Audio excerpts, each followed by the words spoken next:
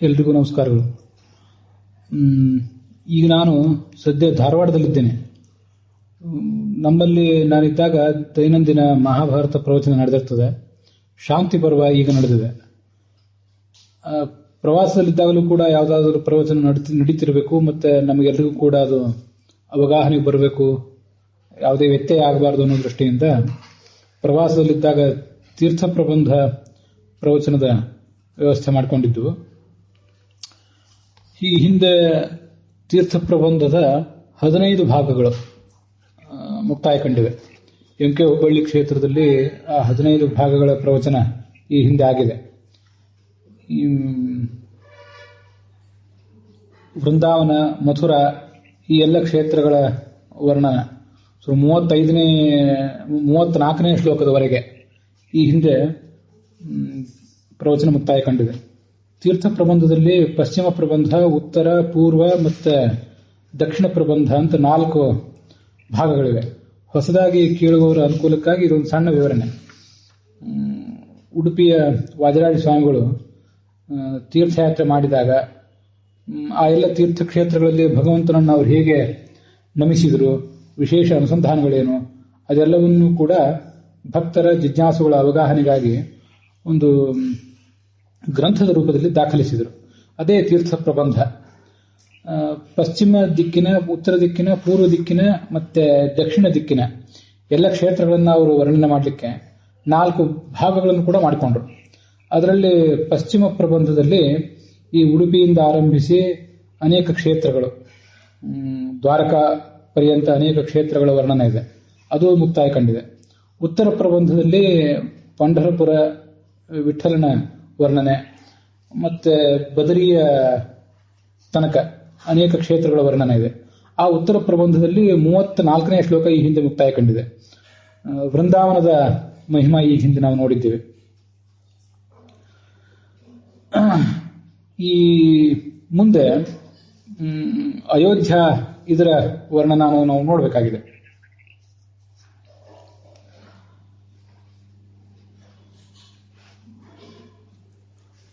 ಅಯೋಧ್ಯ ನಾಮ ನಗರಿ ಭಾತಿ ಸಾಧ್ವಿ ವಧೂರಿವ ವನಂ ಗತಸ್ಯಾಪಿ ತಸ್ಯ ಪಾದುಕೆ ಯಾ ಅಕರೋತ್ ಪತಿಂ.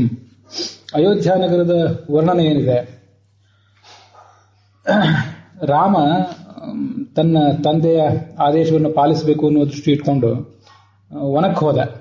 ವನಕ್ಕೆ ಹೋದ ಮೇಲೂ ಕೂಡ ಈ ಅಯೋಧ್ಯೆ ಆ ರಾಮನನ್ನ ಬಿಟ್ಟು ಬೇರೆ ಯಾರನ್ನೂ ತನ್ನ ಪತಿ ಅಂತ ಸ್ವೀಕಾರ ಮಾಡಲಿಲ್ಲ.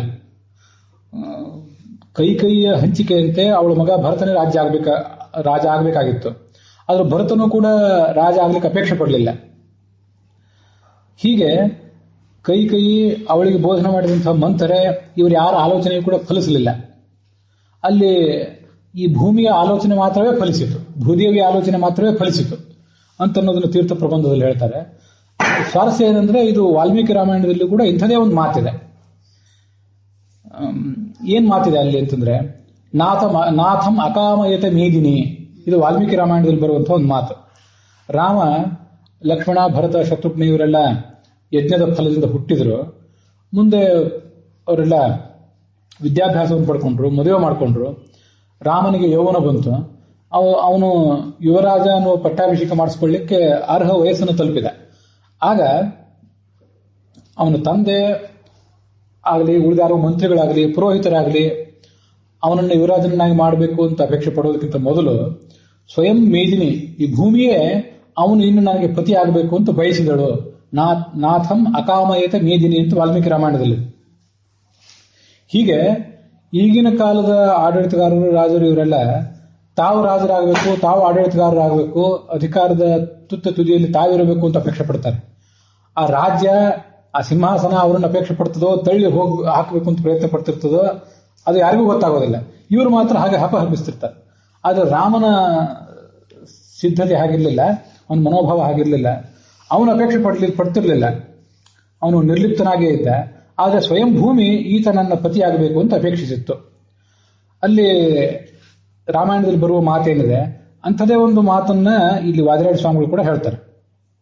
ಅಯೋಧ್ಯ ಎಂಬ ನಗರ ಇದೆಯಲ್ಲ, ಇದೊಂದು ಸಾಧ್ವಿ ಸ್ತ್ರೀ ಅಂತೆ. ಒಬ್ಬ ಸಾಧ್ವಿ ಸ್ತ್ರೀ ತನ್ನ ಗಂಡ ಎಲ್ಲೋ ಪ್ರವಾಸಕ್ಕೆ ಹೋದ್ರೂ ಕೂಡ ಆ ಗಂಡನನ್ನೇ ಮನಸ್ಸಿನಲ್ಲಿ ನೆನೆಸಿಕೊಳ್ತಾ ಎಲ್ಲ ಥರದ ಭೋಗಗಳನ್ನು ಪರಿತ್ಯಾಗ ಮಾಡಿ ತಾನು ವಾಸ ಮಾಡ್ತಿರ್ತಾಳೆ. ಅವನನ್ನೇ ಮನಸ್ಸನ್ನು ಇಟ್ಕೊಂಡು ವಾಸ ಮಾಡ್ತಿರ್ತಾಳೆ. ಇವಳೇನು ಮಾಡಿದ್ಲು, ಈ ಭೂದೇವಿ ಅಂದ್ರೆ ರಾಮ ವನಕ್ಕೆ ಹೋದ. ಕೈಕೇಯಿಯ ಮತ್ತು ಮಂಥರಿಯ ಹಂಚಿಕೆಯಂತೆ ಭರತ ರಾಜ ಆಗಬೇಕಾಗಿತ್ತು. ಅವನು ಬಂದ, ಅವನು ಕೂಡ ಅಪೇಕ್ಷೆ ಪಡಲಿಲ್ಲ. ಆ ಭರತನ ಕೈಯಿಂದ ಈ ಭೂಮಿ ಆ ಪಾದುಕೆಗಳನ್ನು ತರಿಸಿಕೊಂಡಿತ್ತು, ಭೂದೇವಿ ತರಿಸಿಕೊಂಡಿತ್ತು. ಆ ಪಾದುಕೆಗಳನ್ನೇ ತನ್ನ ಪತಿಯನ್ನಾಗಿ ಸ್ವೀಕಾರ ಮಾಡಿದ್ದೇ ಹೊರತು, ಪಾದುಕೆಗಳಲ್ಲೇ ತನ್ನ ಪತಿಯಾದ ರಾಮನನ್ನ ಆರಾಧನೆ ಮಾಡಿದ್ದೇ ಹೊರತು ಬೇರೆ ಯಾರನ್ನೂ ಅದು ಪತಿಯನ್ನಾಗಿ ಸ್ವೀಕಾರ ಮಾಡಲೇ ಇಲ್ಲ ಅಂತ ವಾದಿರಾಜ ಸ್ವಾಮಿಗಳು ಹೇಳ್ತಾರೆ. ಅನೇಕ ಕಡೆ ಭೂಪತಿ ಅಂತ ರಾಜರಿಗೆ ಏನು ಹೇಳ್ತಾರಲ್ಲ, ಒಬ್ಬ ಯಾರೋ ರಾಜನಿಗೆ ಭೂಪತಿ ಅಂತ ಹೇಳೋದು, ಜನಪತಿ ಅಂತ ಹೇಳೋದು, ನರೇಶ ಅಂತ ಹೇಳೋದು, ಇವೆಲ್ಲ ಮಾತುಗಳೇನಿವೆ. ಅದು ಭೂಮಿಗೆ ಒಡೆಯ ಆದ್ರಿಂದ ರಾಜ್ಯದ ಅಧಿಪತಿಯಾದವರನ್ನ ರಾಜ್ಯಪಾಲ ಅಂತನೂ, ಮುಖ್ಯಮಂತ್ರಿ ಅಂತನೂ, ರಾಷ್ಟ್ರದ ಅಧಿಪತಿಯಾದವರನ್ನ ರಾಷ್ಟ್ರಪತಿ ಅಂತನೂ ಹೇಳೋದೆಲ್ಲ ರೂಢಿ ಇದೆ. ಅದು ಒಂದು ಸೀಮಿತವಾದ ಅರ್ಥದಲ್ಲಿ ಮತ್ತೆ ಸೀಮಿತವಾದ ಕಾಲದವರೆಗೆ ಮಾತ್ರ. ಆದರೆ ರಾಮನಿಗೆ, ಸ್ವಯಂ ಭಗವಂತನಿಗೆ ಭೂಪತಿ ಅನ್ನೋ ಶಬ್ದ ಏನಿದೆ, ಇದು ಶಾಶ್ವತವಾದ ಅರ್ಥದಲ್ಲಿ. ಯಾಕೆಂತಂದ್ರೆ ಈ ಭೂಮಿ ಏನಿದೆ, ನಾವು ನಿಂತಿರುವಂತಹ ಈ ಭೂಮಿ, 18ನೇ ಕಕ್ಷಾದಲ್ಲಿರುವಂತಹ ಭೂಮಿ, ಈ ಭೂಮಿಯೊಳಗೆ ಅಂತರ್ಯಾಮಿನಿಯಾಗಿ ಲಕ್ಷ್ಮೀದೇವಿಯ ಒಂದು ಭೂರೂಪ ಇದೆ. ಆ ಭೂರೂಪಕ್ಕೆ ಮತ್ತೆ ಈ ಭೂಮಿಗೂ ಕೂಡ ಇಬ್ಬರಿಗೂ ಅವನೇ ಯಾವತ್ತೂ ಸ್ವಾಮಿಯಾಗಿದ್ದಾನೆ. ವರಾಹ ರೂಪದಿಂದ ಇವಳಲ್ಲೇ ಅವನು ನರಕಾಸುರನನ್ನು ಕೂಡ ಹುಟ್ಟಿಸಿದ್ದ. ಹೀಗೆ 18ನೇ ಕಕ್ಷಾದಲ್ಲಿರುವಂತಹ ಈ ಭೂಮಿಗೆ ಮತ್ತೆ 2ನೇ ಕಕ್ಷಾದಲ್ಲಿರುವಂತಹ ಲಕ್ಷ್ಮೀದೇವಿಯ ಒಂದು ಭೂರೂಪ ಏನಿದೆ, ಆ ಭೂರೂಪಕ್ಕೂ ಕೂಡ ಇವನು ಯಾವತ್ತೂ ಹಿಂದೂ ಮುಂದು ಇಂದು ಯಾವತ್ತೂ ಕೂಡ ಇವನೇ ಸ್ವಾಮಿ. ಇವನನ್ನು ಬಿಟ್ಟು ಅವಳು ಯಾವರನ್ನು ಕೂಡ ಅಪೇಕ್ಷೆ ಪಡಲೇ ಇಲ್ಲ ಅನ್ನುವಂಥ ಒಂದು ಶಾಸ್ತ್ರದ ತಾತ್ಪರ್ಯನೂ ಕೂಡ ಅಲ್ಲಿದೆ. ಒಂದು ಈ ಭೂಹು ಅಂತ ಬಂತಲ್ಲ, ಲಕ್ಷ್ಮೀದೇವಿ ಭೂರೂಪ ಅಂತ ಬಂತಲ್ಲ, ಆಗ ಆ ಭೂರೂಪದ ಬಗ್ಗೆ ಗೀತಾ ಪ್ರಸ್ಥಾನದಲ್ಲಿ ಹೇಳಿದಂಥ ಒಂದು ಮಾತನ್ನು ಕೂಡ ನೆನಪು ಮಾಡ್ಕೊಳ್ಬೇಕು.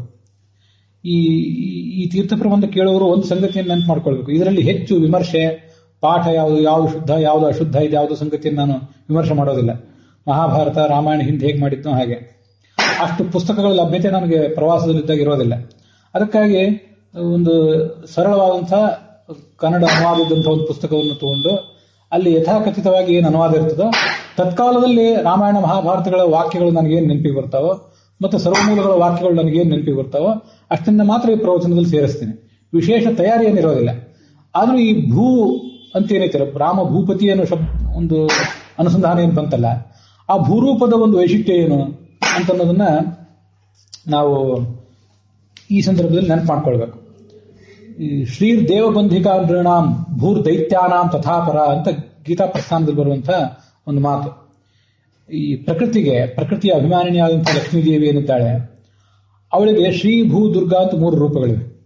ಆ ಶ್ರೀ ಭೂ ದುರ್ಗಾ ಅನ್ನೋ ರೂಪಗಳು ಕ್ರಮವಾಗಿ ಸತ್ವ, ರಜಸ್ ಮತ್ತು ತಮೋ ಗುಣಗಳಿಗೆ ನಿಯಾಮಕಗಳಾಗಿವೆ. ಇದು ನಮಗೆ ಗೊತ್ತಿದೆ. ಅದಲ್ಲದೆ ಈ ಪ್ರಕೃತಿ ಮತ್ತು ಪ್ರಕೃತಿಯನ್ನು ಉಪಯೋಗ ಮಾಡಿಕೊಂಡು ಲಕ್ಷ್ಮೀದೇವಿ ನಮ್ಮೆಲ್ಲರನ್ನೂ ಕೂಡ ಈ ದೇಹದಲ್ಲಿ ಕಟ್ಟಿ ಹಾಕಿದ್ದಾಳಲ್ಲ. ಸತ್ವಂ ರಜಸ್ತಮ ಇತಿ ಗುಣಾ ಪ್ರಕೃತಿ ಸಂಭವಾ ನಿಬದ್ಧಂತಿ ಮಹಾಬಾಹೋ ದೇಹೇ ದೇಹಿನಂ ಅವ್ಯಯಂ. ಈ ಆತ್ಮನನ್ನ ಈ ಶರೀರದಲ್ಲಿ ಕಟ್ಟಿ ಹಾಕಿವೆಯಲ್ಲ, ಪ್ರತಿಯೊಬ್ಬನನ್ನೂ ಕೂಡ ಅವನು ದೇವತೆ ಇರಬಹುದು, ರಾಕ್ಷಸ ಇರಬಹುದು, ಮನುಷ್ಯ ಇರಬಹುದು. ಅಂದ್ರೆ ಅದಕ್ಕೆ ವಿಸ್ತೃತ ಅರ್ಥದಲ್ಲಿ ಸಾತ್ವಿಕ, ರಾಜಸ, ತಾಮಸ ಯಾರೂ ಇರಬಹುದು. ದೇವತೆಗಳು ಅನ್ನೋ ಶಬ್ದದಿಂದ ಸಾಮಾನ್ಯವಾಗಿ ಸಾತ್ವಿಕರನ್ನು ತಗೊಂಡ್ರೆ, ರಾಕ್ಷಸರು ಅನ್ನೋ ಶಬ್ದದಿಂದ ತಾಮಸರನ್ನ ತಗೊಂಡ್ರೆ, ಮತ್ತೆ ಮನುಷ್ಯರು ಅನ್ನೋ ಶಬ್ದದಿಂದ ರಾಜಸರನ್ನ ತಗೊಂಡ್ರೆ, ಈ ಮೂವರನ್ನು 3 ಗುಣಗಳು ಕಟ್ಟಿ ಹಾಕ್ತವೆ. ಅದರಲ್ಲಿಯೂ ಆ 3 ರೂಪಗಳಿಗೆ ಒಬ್ಬೊಬ್ಬರನ್ನು ವಿಶೇಷವಾಗಿ ಕಟ್ಟಿ ಹಾಕುವಂತಹ ಒಂದು ಜವಾಬ್ದಾರಿಯೂ ಇದೆ ಅಂತ ಶಾಸ್ತ್ರದಲ್ಲಿ ಹೇಳ್ತಾರೆ. ಅದೇನು ಅಂದ್ರೆ ಶ್ರೀ ದೇವಬಂಧಿಕಾ, ಶ್ರೀ ಅನ್ನುವ ಲಕ್ಷ್ಮೀದೇವಿಯ ರೂಪ ದೇವತೆಗಳನ್ನು ಕಟ್ಟಿ ಹಾಕ್ತದೆ. ನೃಣಾಂ ಭೂಹು, ಈ ಮನುಷ್ಯರನ್ನ ಭೂಹು ಅನ್ನುವ ರೂಪ ಕಟ್ಟಿ ಹಾಕ್ತದೆ. ದೈತ್ಯಾನ ತಥಾಪರ, ದೈತ್ಯರನ್ನ ದುರ್ಗಾ ಅನ್ನುವಂತಹ ಲಕ್ಷ್ಮೀದೇವಿಯ ರೂಪ ತಮೋಗುಣದಿಂದ ಕಟ್ಟಿ ಹಾಕ್ತದೆ. ಮನುಷ್ಯರನ್ನ ಭೂ ಅನ್ನುವ ರೂಪ ರಜೋಗುಣದಿಂದ ಕಟ್ಟಿ ಹಾಕಿರ್ತದೆ. ಅದಕ್ಕಾಗಿಯೇ ಇಲ್ಲಿರುವಂತಹ ಈ ಎಲ್ಲ ಆಡಳಿತಗಾರರು ಮತ್ತೆ ಉಳಿದವರು ಯಾರೇ ಆಗಲಿ ಆ ಭೂಮಿಯ ಸಲುವಾಗಿ, ಅದರ ಆಡಳಿತದ ಸಲುವಾಗಿ, ಅಧಿಕಾರದ ಸಲುವಾಗಿ ಇಷ್ಟೊಂದು ಹೋರಾಟ, ಅಧಿಕಾರ, ಇಂಥ ಒಂದು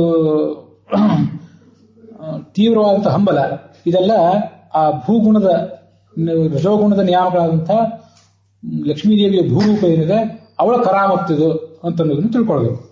ಅವನು ಇದೆಲ್ಲವನ್ನು ಮೀರಿದವನು, ನಿರ್ಗುಣ, ಸತ್ವರಜ ಸ್ತಮ ಗುಣಗಳನ್ನು ಮೀರಿದವನಾದ್ರಿಂದ ಅವನಿಗೆ ಈ ಭೂಪತಿ ಆಗಬೇಕು ಅನ್ನುವಂಥ ಹಂಬಲ ಏನಿರಲಿಲ್ಲ. ಆದ್ರಿಂದ ಅವನು ಬಿಟ್ಟು ನಡೀಲಿಕ್ಕೂ ಸಿದ್ಧನಾಗಿದ್ದ. ಆದ್ರೆ ಅವಳೇ ಅವನನ್ನು ಅಪೇಕ್ಷೆ ಪಟ್ಟಿದ್ಲು. ಬೇರೆ ಯಾರು ಅವನಿಗೆ ಪತಿ ಆಗ್ಲಿಕ್ಕೆ ಸಾಧ್ಯ ಇಲ್ಲ ಅಂತ ಅವಳು ಅಪೇಕ್ಷೆ ಪಟ್ಟಿದ್ಲು. ಹೀಗೆ ಭರತ ರಾಮನ ಪ್ರತಿನಿಧಿಯಾಗಿ ಆತನ ಪಾಲಿಕೆಗಳನ್ನು ತಂದಿಟ್ಕೊಂಡು ರಾಜ್ಯಭಾರ ಮಾಡಿದ. ಈ ಪಾಲಿಕೆಗಳನ್ನು ತಂದಿಟ್ಕೊಂಡ ಅಂತ ಹೀಗೆಲ್ಲ ಬರ್ತದಲ್ಲ, ಅದಕ್ಕೆ ಸಂಬಂಧಪಟ್ಟಂತೆ ವಾಲ್ಮೀಕಿ ರಾಮಾಯಣದಲ್ಲಿ ಬರುವಂತಹ ಕೆಲವು ವಿಷಯಗಳು, ಹಾಗೆ ವಾಲ್ಮೀಕಿ ರಾಮಾಯಣದ ವ್ಯಾಖ್ಯಾನದಲ್ಲಿ ಕೆಲವರು ಜ್ಞಾನಿಗಳಾದಂಥವ್ರು ಹೇಳಿದ ವಿಷಯಗಳನ್ನು ಕೂಡ ಆ ಸಂದರ್ಭದಲ್ಲಿ ಮನನ ಮಾಡ್ಕೊಳ್ಬೇಕು. ಆ ಪಾದುಕೆಗಳನ್ನು ಭರತ ತಗೊಂಡು ಬಂದಿದ್ನಲ್ಲ ಕಾಡಿಗೆ, ಅದಕ್ಕೆ ಬಂಗಾರದ ಕವಚ ಇತ್ತು ಆ ಪಾದುಕೆಗಳಿಗೆ ಅಂತಿದೆ. ಅದು ಅವ್ರು ತಗೊಂಡು ಬರುವಾಗ ಅವನ ಉದ್ದೇಶ ಏನಿತ್ತು, ರಾಮನನ್ನ ಕರ್ಕೊಂಡು ಹೋಗ್ಬೇಕು ಅಂತಿತ್ತು. ರಾಮ ಬಂದೇ ಬರ್ತಾನೆ, ನನ್ನ ಮಾತು ಕೇಳಿ ಅವನನ್ನ ಸಿಂಹಾಸನದಲ್ಲಿ ಕೂಡಿಸಬೇಕು, ನಾನು ರಾಜ ಆಗೋದು ಬೇಡ ಅಂತ ಅವನ ಆಲೋಚನೆ ಇತ್ತು. ಹಾಗಿದ್ದಾಗ ಅವನು ಪಾದುಕೆ ಯಾಕೆ ತಂದಿದ್ದ? ಪಾದುಕೆಗಳು ಹಾಗಾಗಿ ಅರ್ಥ ನೋಡಿದ್ರೆ ರಾಮ ಬರೋದಿಲ್ಲ, ರಾಮನ ಪ್ರತಿನಿಧಿಯಾಗಿ ಪಾದುಕೆಗಳು ನಾನು ತಗೊಂಡು ಹೋಗ್ಬೇಕು ಅಂತ ಮೊದಲೇ ಪಾದುಕೆ ತಗೊಂಡು ಬಂದಿದ್ನೋ ಹೇಗೆ? ರಾಮ ಬರ್ತಾನೆ ಅನ್ನೋದ್ರ ಬಗ್ಗೆ ಅವನಿಗೇನಾದ್ರೂ ಗೊಂದಲ ಇದ್ದು ಪಾದುಕೆಗಳನ್ನ ತಗೊಂಡು ಬಂದನ ಅಂತ ಕೂಡ ಒಂದು ಸಂಶಯ ಬರುವ ಸಾಧ್ಯತೆ ಇದೆ. ರಾಮ ಬಂದೇ ಬರ್ತಾನೆ ಅಂತ ಅವನಿಗೆ ವಿಶ್ವಾಸ ಇದ್ದದ್ದಾದ್ರೆ, ಅಣ್ಣನ ಮೇಲೆ ಅಷ್ಟು ನಂಬಿಕೆ ಇದ್ದದ್ದಾದ್ರೆ ಒಂದು ಪಾದುಕೆ ಯಾಕೆ ತಂದ? ಪ್ರತಿನಿಧಿಯಾಗಿ ಪಾದುಕೆ ತರುವ ಅಗತ್ಯವೇ ಇದ್ದಿದ್ದಿಲ್ಲ ಅಂತ ಒಂದು ಪ್ರಶ್ನೆ ಬರೋದಿದೆ. ಅದಕ್ಕೆ ಕೆಲವರು ವ್ಯಾಖ್ಯಾನಕಾರರು, ಜ್ಞಾನಿಗಳು ಅದಕ್ಕೆ ಉತ್ತರಿಸಿದ್ದೇನಂತಂದ್ರೆ, ರಾಮ ಬರೋದಿಲ್ಲ, ರಾಮನ ಪ್ರತಿನಿಧಿಯಾಗಿ ಪಾದುಕೆ ನಾನು ತಗೊಂಡು ಹೋಗ್ಬೇಕು ಅಂತ ಅವ್ನು ಪಾದುಕೆ ತಂದದ್ದಲ್ಲ. ರಾಮ ಬಂದೇ ಬರ್ತಾನೆ, ಅವನನ್ನ ನಡೆಸ್ಕೊಂಡು ಕರ್ಕೊಂಡು ಹೋಗಬಾರ್ದು, ಪಾದುಕೆ ಹಾಕಿಸ್ಕೊಂಡೇ ಅವನನ್ನು ಕರ್ಕೊಂಡು ಹೋಗ್ಬೇಕು, ರಾಜೋಚಿತವಾದ ಪಾದುಕೆಗಳನ್ನ ಅವನಿಗೆ ಹಾಕಿಸಿಯೇ ಅವನನ್ನು ಕರ್ಕೊಂಡು ಹೋಗ್ಬೇಕು ಅಂತಲೇ ಭರತನ ಹಂಬಲಾಗಿತ್ತು. ಅದರಂತೆ ರಾಮನ ಪಾದಗಳಿಗೆ ಸೂಕ್ತವಾಗುವಂತಹ ಅಳತೆಯನ್ನ ನೋಡಿಕೊಂಡು ಪಾದುಕೆಗಳನ್ನ ತಂದಿದ್ದ.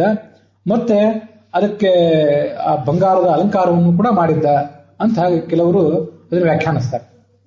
ಹೀಗೆ ಭರತನ ಹಂಬಲ ಏನಿತ್ತು ಅಂದ್ರೆ, ರಾಮ ಬರ್ತಾನೋ ಅನ್ನೋದ್ರ ಬಗ್ಗೆ ಅವನಿಗೆ ಸಂಶಯ ಇರಲಿಲ್ಲ. ರಾಮನ ಪ್ರತಿನಿಧಿಯಾಗಿ ಪಾದುಕೆಗಳನ್ನು ತಗೊಂಡು ಹೋಗ್ಬೇಕು ಅಂತ ಅವನು ಪೂರ್ವಾಲೋಚನೆ ಮಾಡಿದ್ದು ಅಲ್ಲ.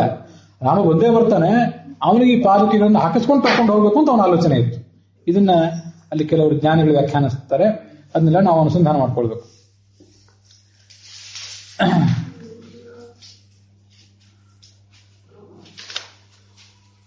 ಈ ಅಯೋಧ್ಯ ಇದೇನಿದೆ, ಸೂರ್ಯವಂಶದ ರಾಜರ ರಾಜಧಾನಿ. ಕೋಸಲ ಪಟ್ಟಣಕ್ಕೆ ಒಂದು ಮುಖ್ಯ ನಗರವೂ ಕೂಡ ಆಗಿದೆ. ಉತ್ತರ ಪ್ರದೇಶದಲ್ಲಿ, ಇವತ್ತಿನ ಉತ್ತರ ಪ್ರದೇಶ ಅಂತ ಏನು ರಾಜ್ಯ ಇದೆ, ಅಲ್ಲಿ ಸರಯೂ ನದಿಯ ತೀರದಲ್ಲಿರುವಂತಹ ಒಂದು ಪ್ರದೇಶ ಇದೆ. ಇದು ನಮಗೆಲ್ಲರಿಗೂ ಕೂಡ ಗೊತ್ತಿದೆ. ಮುಂದೆ ನಾವು ನೋಡಬೇಕಾದ್ದೇನಿದೆ, ನೈಮಿಷಾರಣ್ಯ ಅನ್ನುವಂಥ ಒಂದು ಕ್ಷೇತ್ರ. ಮುನೀಂದ್ರ ಮಾನಸಾವಾಲ ರೂಢ ಕೃಷ್ಣ ಕಥಾಲತ ವಿಭಾತಿ ನೈಮಿಷಾರಣ್ಯ ಮಹಿ ಸರ್ವ ಮಹೀಯಸಿ ಅಂತ ಈ ನೈಮಿಷಾರಣ್ಯದ ಒಂದು ಮಹತ್ವ. ಈ ನೈಮಿಷಾರಣ್ಯ ಅಂತ ನೋಡೋದಿದೆಯಲ್ಲ, ಇದೊಂದು ಅರಣ್ಯ, ಒಂದು ಕಾಡಿದು. ಆ ಕಾಡಿನಲ್ಲಿ ಒಂದು ಲತಾ ಬೆಳೆದಿದೆ ಅಂತ, ಒಂದು ಬಳ್ಳಿ ಬೆಳೆದಿದೆ. ಕಾಡು ಮೇಲೆ ದೊಡ್ಡ ದೊಡ್ಡ ಲತೆಗಳು, ಅನೇಕ ಪ್ರಕಾರದ ಲತೆಗಳೆಲ್ಲ ಅಲ್ಲಿ ಬೆಳೆದಿರೋದು ಸಹಜವೇ. ಇಲ್ಲಿಯೂ ಒಂದು ವಿಶಿಷ್ಟವಾದ ಬಳ್ಳಿ ಬೆಳೆದಿದೆ. ಅದೇನು ಬಳ್ಳಿ ಅಂತಂದ್ರೆ, ಕೃಷ್ಣನ ಕಥಾ ಅಂತನ್ನೋದೇ ಒಂದು ಬಳ್ಳಿ ಇಲ್ಲಿ ಬೆಳೆದದ್ದು. ಒಂದು ಬಳ್ಳಿ ಎಲ್ಲ ಅಲ್ಲಿ ಬೆಳಿಬೇಕಾದ್ರೆ, ಕಾಡು ಬಳ್ಳಿ ಆದ್ರೆ ಅದಕ್ಕೆ ಹೆಚ್ಚು ಆರೈಕೆ ಇರೋದಿಲ್ಲ. ಯಾರೋ ಬಳ್ಳಿಯನ್ನು ತಂದು ಹಚ್ಚಿ ಆ ಬಳ್ಳಿಯ ಸುತ್ತಲೂ ನೀರು ನಿಲ್ಲಕ್ಕಾಗಿ ಒಂದು ಪಾತಿ ಇತ್ಯಾದಿಗಳನ್ನು ಮಾಡಿ ಅದಕ್ಕೆ ವಿಶೇಷ ಆರೈಕೆ ಯಾರು ಮಾಡಿರೋದಿಲ್ಲ. ಆದರೆ ಕೃಷ್ಣನ ಕಥಾ ಅನ್ನುವಂತಹ ಒಂದು ಬಳ್ಳಿ ಇದೆ. ಈ ಬಳ್ಳಿಯನ್ನ ವಿಶೇಷ ಪ್ರಯತ್ನದಿಂದ ಬೆಳೆಸಿದ್ದಾರೆ. ದೊಡ್ಡ ದೊಡ್ಡ ಜ್ಞಾನಿಗಳು, ಮುನಿಶ್ರೇಷ್ಠರು ಅನ್ನೋರು ಏನಿದ್ದಾರೆ, ಅವರ ಮನಸ್ಸೇ ಒಂದು ಪಾತಿ, ನೀರು ನಿಲ್ಲಕ್ಕೆ ಇರಬೇಕಾದಂತಹ ಒಂದು ಜಾಗ. ಆ ಪಾತಿಯಲ್ಲಿ ಕೃಷ್ಣನ ಕಥಾ ಅನ್ನುವಂತಹ ಬಳ್ಳಿ ಬೆಳೆದಿದೆ. ಈ ಬಳ್ಳಿ ಒಟ್ಟಾರೆ ಇರೋದೆಲ್ಲಿ ಅಂತಂದ್ರೆ, ಆ ನೈಮಿಷಾರಣ್ಯ ಅನ್ನುವಂಥ ಒಂದು ಪ್ರದೇಶದಲ್ಲಿ, ಕಾಡಿನಲ್ಲಿ. ಅಂಥ ನೈಮಿಷಾರಣ್ಯ ಬಹಳ ದೊಡ್ಡ ಕ್ಷೇತ್ರವಾಗಿದೆ ಅಂತ ಅದರ ವರ್ಣನೆ. ಈ ನೈಮಿಷಾರಣ್ಯ ಉತ್ತರ ಪ್ರದೇಶದ ಲಖನೌ ಕ್ಷೇತ್ರದಿಂದ ಸುಮಾರು 100 ಕಿಲೋಮೀಟರ್ ದೂರದಲ್ಲಿದೆ. ಗೋಮತಿ ನದಿ ಅಂತ ಒಂದು ನದಿಯೂ ಕೂಡ ಇದೆ. ನಿಮಿಷ ಅನ್ನುವಂಥ ಒಬ್ಬ ಮುನಿಯ ತಪೋಭೂಮಿ ಇದು. ಮತ್ತೆ ನಿಮಿಷ ಅನ್ನುವಂಥ ಕೆಲವು ವೃಕ್ಷಗಳು, ಆ ವೃಕ್ಷಗಳ ಮುಖ್ಯ ನೆಲೆ ಇದು. ಆದ್ರಿಂದ ಇದಕ್ಕೆ ನೈಮಿಷಾರಣ್ಯ ಅಂತ ಹೆಸರು ಬಂತು. ಈ ನಾವು ನೈಮಿಷ ಅಂತ ಹೀಗೇನು ಉಚ್ಚಾರ ಮಾಡ್ತೀವಲ್ಲ, ಇದ್ರ ಬಗ್ಗೆ ವಿದ್ವಾಂಸರು ಭಿನ್ನ ಅಭಿಪ್ರಾಯ ವ್ಯಕ್ತಪಡಿಸ್ತಾರೆ. ನೈಮಿಷ ಅಂದ್ರೆ ಷಣ್ಮುಖ ಶಕಾರ, ಮೂರ್ಧನ್ಯ ಶಕಾರ ಹೇಳಬೇಕು ಅಂತ ಕೆಲವರು. ನೈಮಿಷ ಷಣ್ಮುಖನಲ್ಲಿರುವ ಶಕಾರ. ಇನ್ನು ನೈಮಿಷ ಅಂತ ಹೇಳಿ ಶಂಕರ ಶಕಾರ, ತಾಲವ್ಯ ಶಕಾರನೇ ಹೇಳಬೇಕು ಅಂತ ಇನ್ನು ಕೆಲವರು. ಇರ್ಲಿ, ಅದು ಬೇರೆ ಬೇರೆ ತರದ ವ್ಯಾಖ್ಯಾನಗಳು, ಬೇರೆ ಬೇರೆ ಅಭಿಪ್ರಾಯಗಳೆಲ್ಲ ಸಹಜ. ಅಂತೂ ನಿಮಿಷ ಅನ್ನುವ ಒಬ್ಬ ಮುನಿಯಲ್ಲಿ ತಪಸ್ಸು ಮಾಡ್ತಾ ಇದ್ದೆ. ಆ ನಿಮಿಷ ನಾಮ್ನ ಋಷಿಣ ಇಷ್ಟ ತಪಶ್ಚೀರ್ಣಂ ತತ್ ಸಂಬಂಧಾದ್ವಾ ನೈಮಿಷಂ. ಇವೆಲ್ಲ ಭಾಗವತದ ಟಿಪ್ಪಣಿಕಾರರು ಮೊದಲಾದವರು, ವಿಜಯಧ್ವಜರು ಮೊದಲಾದವರು ಹೇಳಿದಂತ ವಿಷಯಗಳು.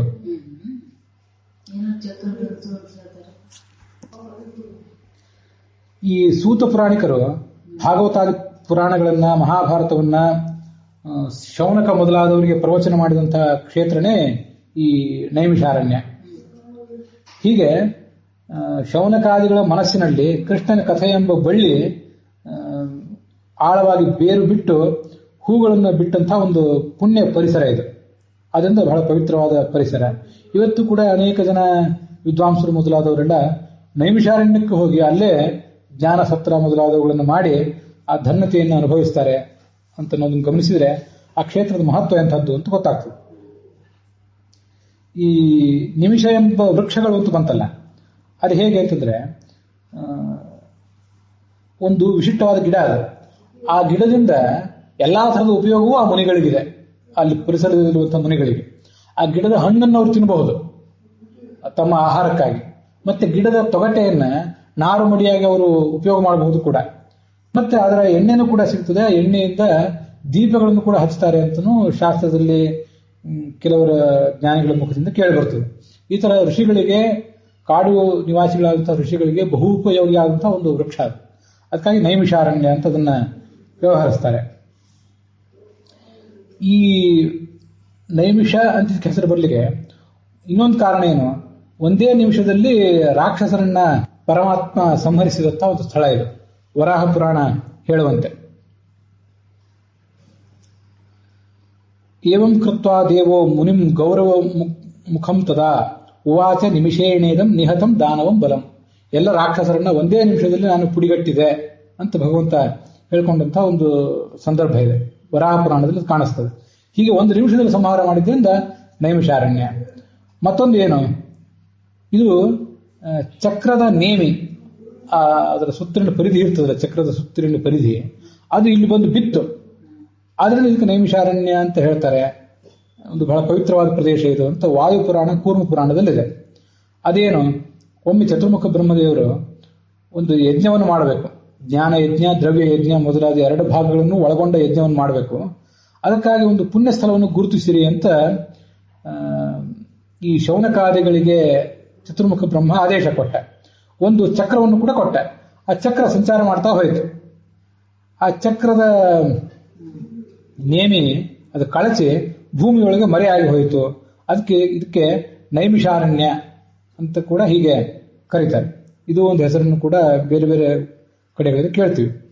ವಿಶಿಷ್ಟ ಕ್ಷೇತ್ರ ದರ್ಶನಾಯ ದೇವಪ್ರಹಿತಸ್ಯ ಸುದರ್ಶನಸ್ಯ ನೇಮಿಹಿ ಯತ್ರ ವಿಶೀರ್ಯತೆ ತನ್ನಿಮಿಷಂ ತದೇವ ನೈಮಿಷಂ ಇತಿ ಅಂತ ಇನ್ನೊಂದು ವ್ಯಾಖ್ಯಾನವನ್ನು ಕೂಡ ಹೇಳ್ತಾರೆ.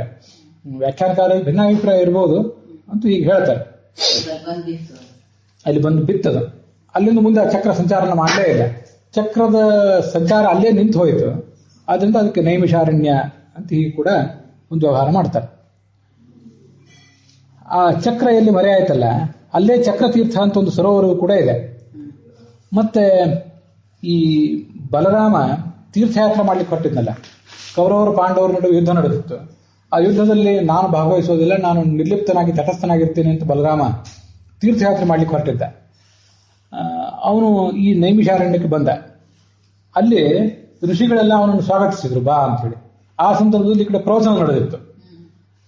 ಉಳಿದವರೆಲ್ಲ ಎದ್ದು ನಿಂತ್ಕೊಂಡ್ರು ಕೂಡ, ಅವನಿಗೆ ಸ್ವಾಗತ ಮಾಡಿದ್ರು ಕೂಡ ಈ ಸೂತ ಪುರಾಣಿಕ ಅವನನ್ನ ಸ್ವಾಗತಿಸಲಿಲ್ಲ. ಅವರು ಪ್ರವಚನ ನಡೆಸಿದ್ರು. ಆಗ ಇವನು ಬಲರಾಮ ಕುಪಿತನಾದ. ಇವನಿಗೆ ಉನ್ನತ ಸ್ಥಾನ ಕೊಟ್ಟು ನಾವು ಇವನನ್ನ ಕೊಬ್ಬಿಸಿದ್ದೇವೆ, ಇವನಿಗೆ ಬುದ್ಧಿ ಕಲಿಸಬೇಕು ಅಂತ ಹೇಳಿ ಅವನನ್ನು ಕೊಂದು ಹಾಕಿಬಿಟ್ಟ. ಇದು ಭಾಗವತದಲ್ಲಿ 10ನೇ ಸ್ಕಂದದಲ್ಲಿ ಬರುವಂತಹ ಕಥೆ. ಆಗ ಋಷಿಗಳು ನೀವು ಹೀಗೆ ಮಾಡಬಾರದಿತ್ತು ಅಂತ ಬಲರಾಮನನ್ನು ಆಕ್ಷೇಪಿಸಿದರು. ನಾವೇ ಅವನಿಗೆ ಉನ್ನತ ಸ್ಥಾನ ಕೊಟ್ಟು ಅವನಿಗೆ ಯಾವ ಮರಣವೂ ಕೂಡ ಈ ಅಕಾಲದಲ್ಲಿ ಬರಬಾರದು ಅಂತ ಸಂಕಲ್ಪಿಸಿ ಅವನ ಕಡೆಯಿಂದ ಇದನ್ನೆಲ್ಲ ನಾವು ಕೇಳ್ತಾ ಇದ್ದೆವು.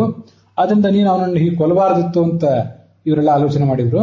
ಆಲೋಚನೆ ಮಾಡಿ ನೀನು ಇದರ ಪರಿಹಾರಕ್ಕಾಗಿ ಏನ್ ಮಾಡಬೇಕು, ಈ ಒಂದು ದೋಷದ ಪರಿಹಾರಕ್ಕಾಗಿ ಅಂತ ಆಲೋಚನೆಯನ್ನು ಕೂಡ ಅವ್ರು ಹೇಳಿದರು. ವಸ್ತುತಃ ಬಲರಾಮ ಅಪರೋಕ್ಷ ಜ್ಞಾನಿ ಆದ್ದರಿಂದ ಆ ಜ್ಞಾನೋತ್ತರದಲ್ಲಿ ಅವನು ಮಾಡಿದ ಪಾಪದಿಂದ ಅವನಿಗೆ ಯಾವುದೇ ಲೇಪ ಇಲ್ಲ. ಆದರೂ ಕೂಡ ಜನಸಾಮಾನ್ಯರ ದೃಷ್ಟಿಯಿಂದ ಒಬ್ಬ ಜ್ಞಾನಿಯನ್ನು ಕೊಂದದ್ರ ಫಲವಾಗಿ ಅವನು ಅದರ ಪರಿಹಾರಕ್ಕಾಗಿ ಕೆಲವು ಪ್ರಯತ್ನಗಳನ್ನು ಮಾಡಬೇಕಾಯ್ತು. ಒಬ್ಬ ನಿರ್ದಿಷ್ಟ ರಾಕ್ಷಸನನ್ನ, ಆ ರಾಕ್ಷಸನ ಹೆಸರು ನನಗೆ ನೆನಪಿಲ್ಲ ಈಗ, ಆ ಋಷಿಗಳಿಗೆ ತೊಂದರೆ ಕೊಡ್ತಿರುವಂತಹ ಒಬ್ಬ ರಾಕ್ಷಸನನ್ನು ಸಂಹರಿಸಿ ಇದಕ್ಕೆ ಬೇಕಾದ ಎಲ್ಲವನ್ನೂ ಕೂಡ ಋಷಿಗಳು ಬಲರಾಮನ ಮೂಲಕ ಮಾಡಿಸಿದರು. ಮತ್ತೆ ಈ ಕಡೆ ಪುರಾಣ ಪ್ರವಚನವು ನಿರ್ವಿಘ್ನವಾಗಿ ನಡೆಯಬೇಕು. ಬಲರಾಮ ಇವನನ್ನು ಕೊಂದು ಹಾಕಿದ್ದಾನೆ. ಅದಕ್ಕಾಗಿ ಏನ್ ಮಾಡಬೇಕು, ಉಗ್ರಶ್ರವಸ್, ಆ ಸೂತ ಪುರಾಣಿಕರ ಮಗ ಉಗ್ರಶ್ರವಸ್, ಅವನ ಮೂಲಕ ಪಾಠ ಪ್ರವಚನ ಮುಂದುವರಿಯುವಂತೆ ಮಾಡಿಸಿದ ಬಲರಾಮ. ಅವನಿಗೆ ಸಾಮರ್ಥ್ಯವನ್ನು ಕೂಡ ಕೊಟ್ಟ. ಇದೆಲ್ಲ ಭಾಗವತದಲ್ಲಿ ಕಾಣಿಸ್ತದೆ. ಋಷಿ ಮುನಿಗಳು ಇವತ್ತು ಕೂಡ ಅದೃಶ್ಯರಾಗಿ ಪಾಠ ಪ್ರವಚನಗಳನ್ನು ಮಾಡ್ತಾ ಇದ್ದಾರೆ, ಅದನ್ನು ಆಲಿಸ್ತಾ ಇದ್ದಾರೆ ಅಂತ ಈಗ ಕೇಳಿ ಬರ್ತದೆ. ಹೀಗೆ ಬೇರೆ ಬೇರೆ ಪುರಾಣಗಳಲ್ಲಿ ಆ ಕ್ಷೇತ್ರದ ಮಹಿಮಾ ಕೇಳಿ ಬರ್ತವೆ. ನೈಮಿಷಂ ಹೃದಯಾನಸ್ಯ ಪಾಪಸ್ಯಾರ್ಥಂ ಪ್ರಣಶ್ಯತಿ ಪ್ರವಿಷ್ಟ ಮಾತ್ರಸ್ತು ನರಃ ಸರ್ವ ಪಾಪೈ ಪ್ರಮುಚ್ಯತೆ. ಈ ನೈಮಿಷಾರಣ್ಯಕ್ಕೆ ಹೋಗಬೇಕು, ಅದೆಲ್ಲಿದೆ, ಯಾವ ದಿಕ್ಕಿನಲ್ಲಿದೆ ಅಂತ ಆಲೋಚನೆ ಮಾಡ್ಲಿಕ್ಕೆ ತೊಡಗಿದ್ರೇನೆ ಮನುಷ್ಯ ತನ್ನ ಅರ್ಧ ಪಾಪಗಳನ್ನು ಕಳ್ಕೊತಾನೆ. ಹೇಗೆ ಹೋಗ್ಲಿ, ಯಾವ ಪ್ರಯಾಣ ಮಾಡಲಿ, ಬಸ್ಸಿನ ಪ್ರಯಾಣ, ರೈಲಿನ ಪ್ರಯಾಣ ಅಂತ ಏನೋ ಆಲೋಚನೆ ಮಾಡ್ಕೊಂಡು ಹೋಗಿ ಚಿಂತನೆ ಮಾಡಿದ ಮಾತ್ರಕ್ಕೆ ಅರ್ಧ ಪಾಪಗಳನ್ನು ಕಳ್ಕೊತಾನೆ. ಪ್ರವಿಷ್ಟ ಮಾತ್ರಸ್ತು ನರಃ ಸರ್ವ ಪಾಪೈ ಪ್ರಮುಚ್ಯತೆ. ಅಲ್ಲಿ ಹೋಗಿ ಮುಟ್ಟಿದ್ರೆ ಎಲ್ಲಾ ಪಾಪಗಳನ್ನು ಕಳ್ಕೊತಾನೆ. ಇದರ ತಾತ್ಪರ್ಯ ಏನು ಅಂತ ಹಿಂದೆ ಅನೇಕ ಬಾರಿ ಭಗವದ್ಗೀತಾ ಪ್ರವಚನದಲ್ಲಿ ಹೇಳಿದ್ದೇನೆ. ಅಹಂ ಕಾಶೀಂ ಗವಿಷ್ಯಾಮಿ ತತ್ರೈವ ನಿವಸಾಮ್ಯಹಂ ಇತಿ ಬ್ರುವಾಣ ಸತತಂ ಕಾಶೀವಾಸ ಫಲಂ ಲಭೇತ್ ಅಂತ ಮತ್ತೊಂದು ಶ್ಲೋಕ. ನಾನು ಕಾಶಿಗೆ ಹೋಗ್ತೇನೆ, ಅಲ್ಲೇ ವಾಸ ಮಾಡ್ತೇನೆ ಅಂತ ಯಾರು ಆಲೋಚನೆ ಮಾಡ್ತಿರ್ತಾನಲ್ಲ, ಹಾಗೆ ಆಲೋಚನೆ ಮಾಡುವವನಿಗೂ ಕೂಡ ಕಾಶಿವಾಸದ ಫಲ ಸ್ವಲ್ಪ ಪ್ರಾಪ್ತ ಆಗ್ತದೆ ಅಂತ ಒಂದು ಮಾತಿದೆ. ಇದಕ್ಕೆಲ್ಲ ಅರ್ಥ ಏನು?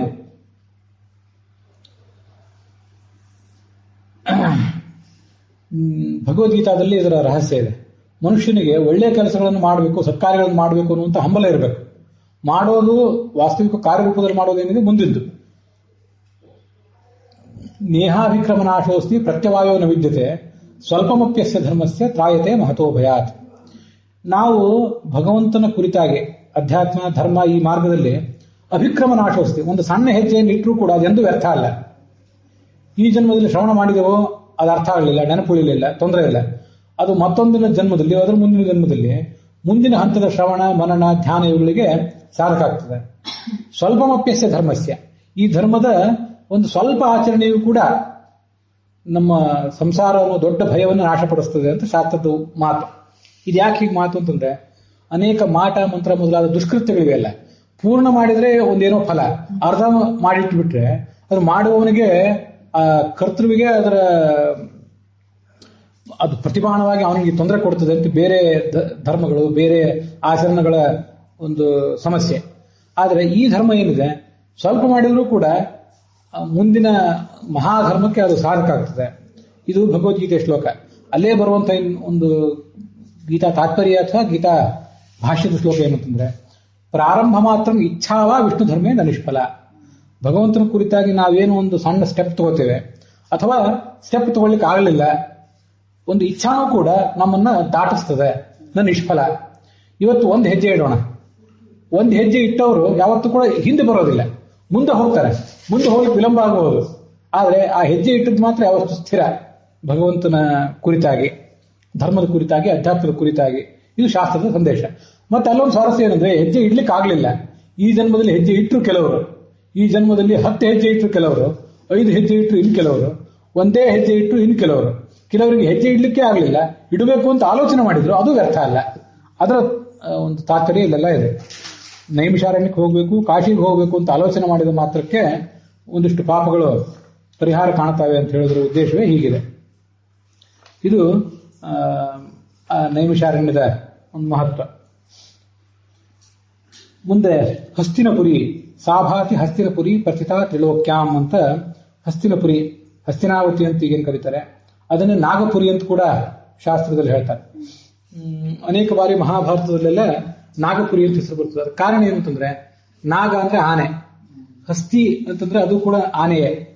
ಆ ಆನೆಯ ಹೆಸರುಳ್ಳಂಥ ನಗರ, ವಸ್ತುತಃ ಆನೆಯ ಹೆಸರಲ್ಲ ಅದು, ಆನೆಯ ಹೆಸರುಳ್ಳಂಥ ಒಬ್ಬ ಚಕ್ರವರ್ತಿಯ ಹೆಸರನ್ನು ಹೊತ್ತು ಊರದು. ಅದಕ್ಕಾಗಿ ಹಸ್ತಿನಪುರಿ ಅಂತ ಈಗ ಕರೀತಾರೆ. ಇದರ ಮಹತ್ವ ಏನು ಅಂತಂದ್ರೆ, ಈ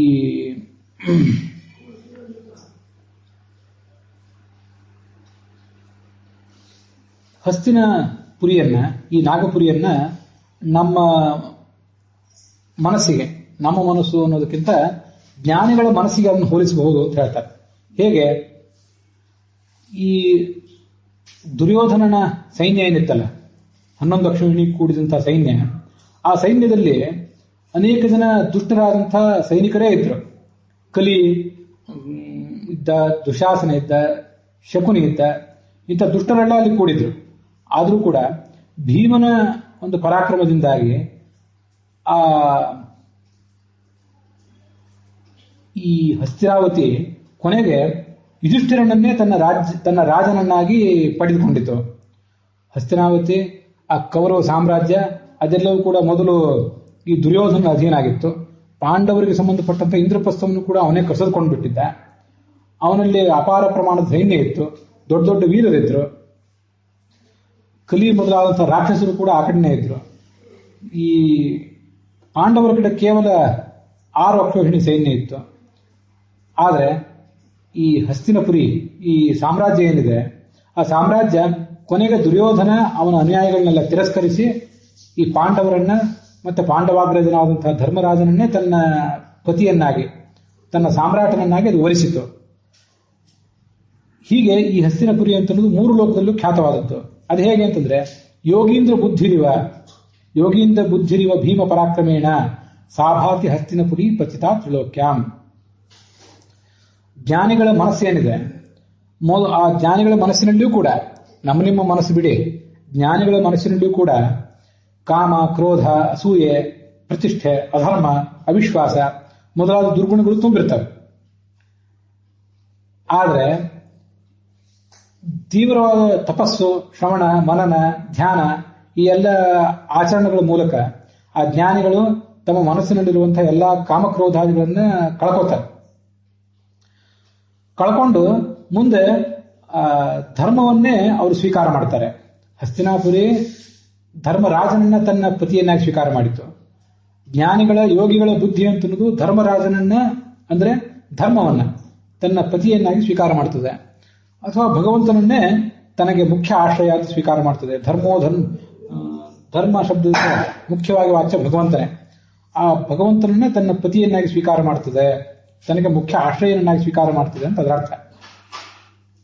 ಮತ್ತೆ ಅಲ್ಲಿ ಭೀಮ ಪರಾಕ್ರಮೇಣ ಅಂತ ಒಂದು ಶಬ್ದ ಇದೆ.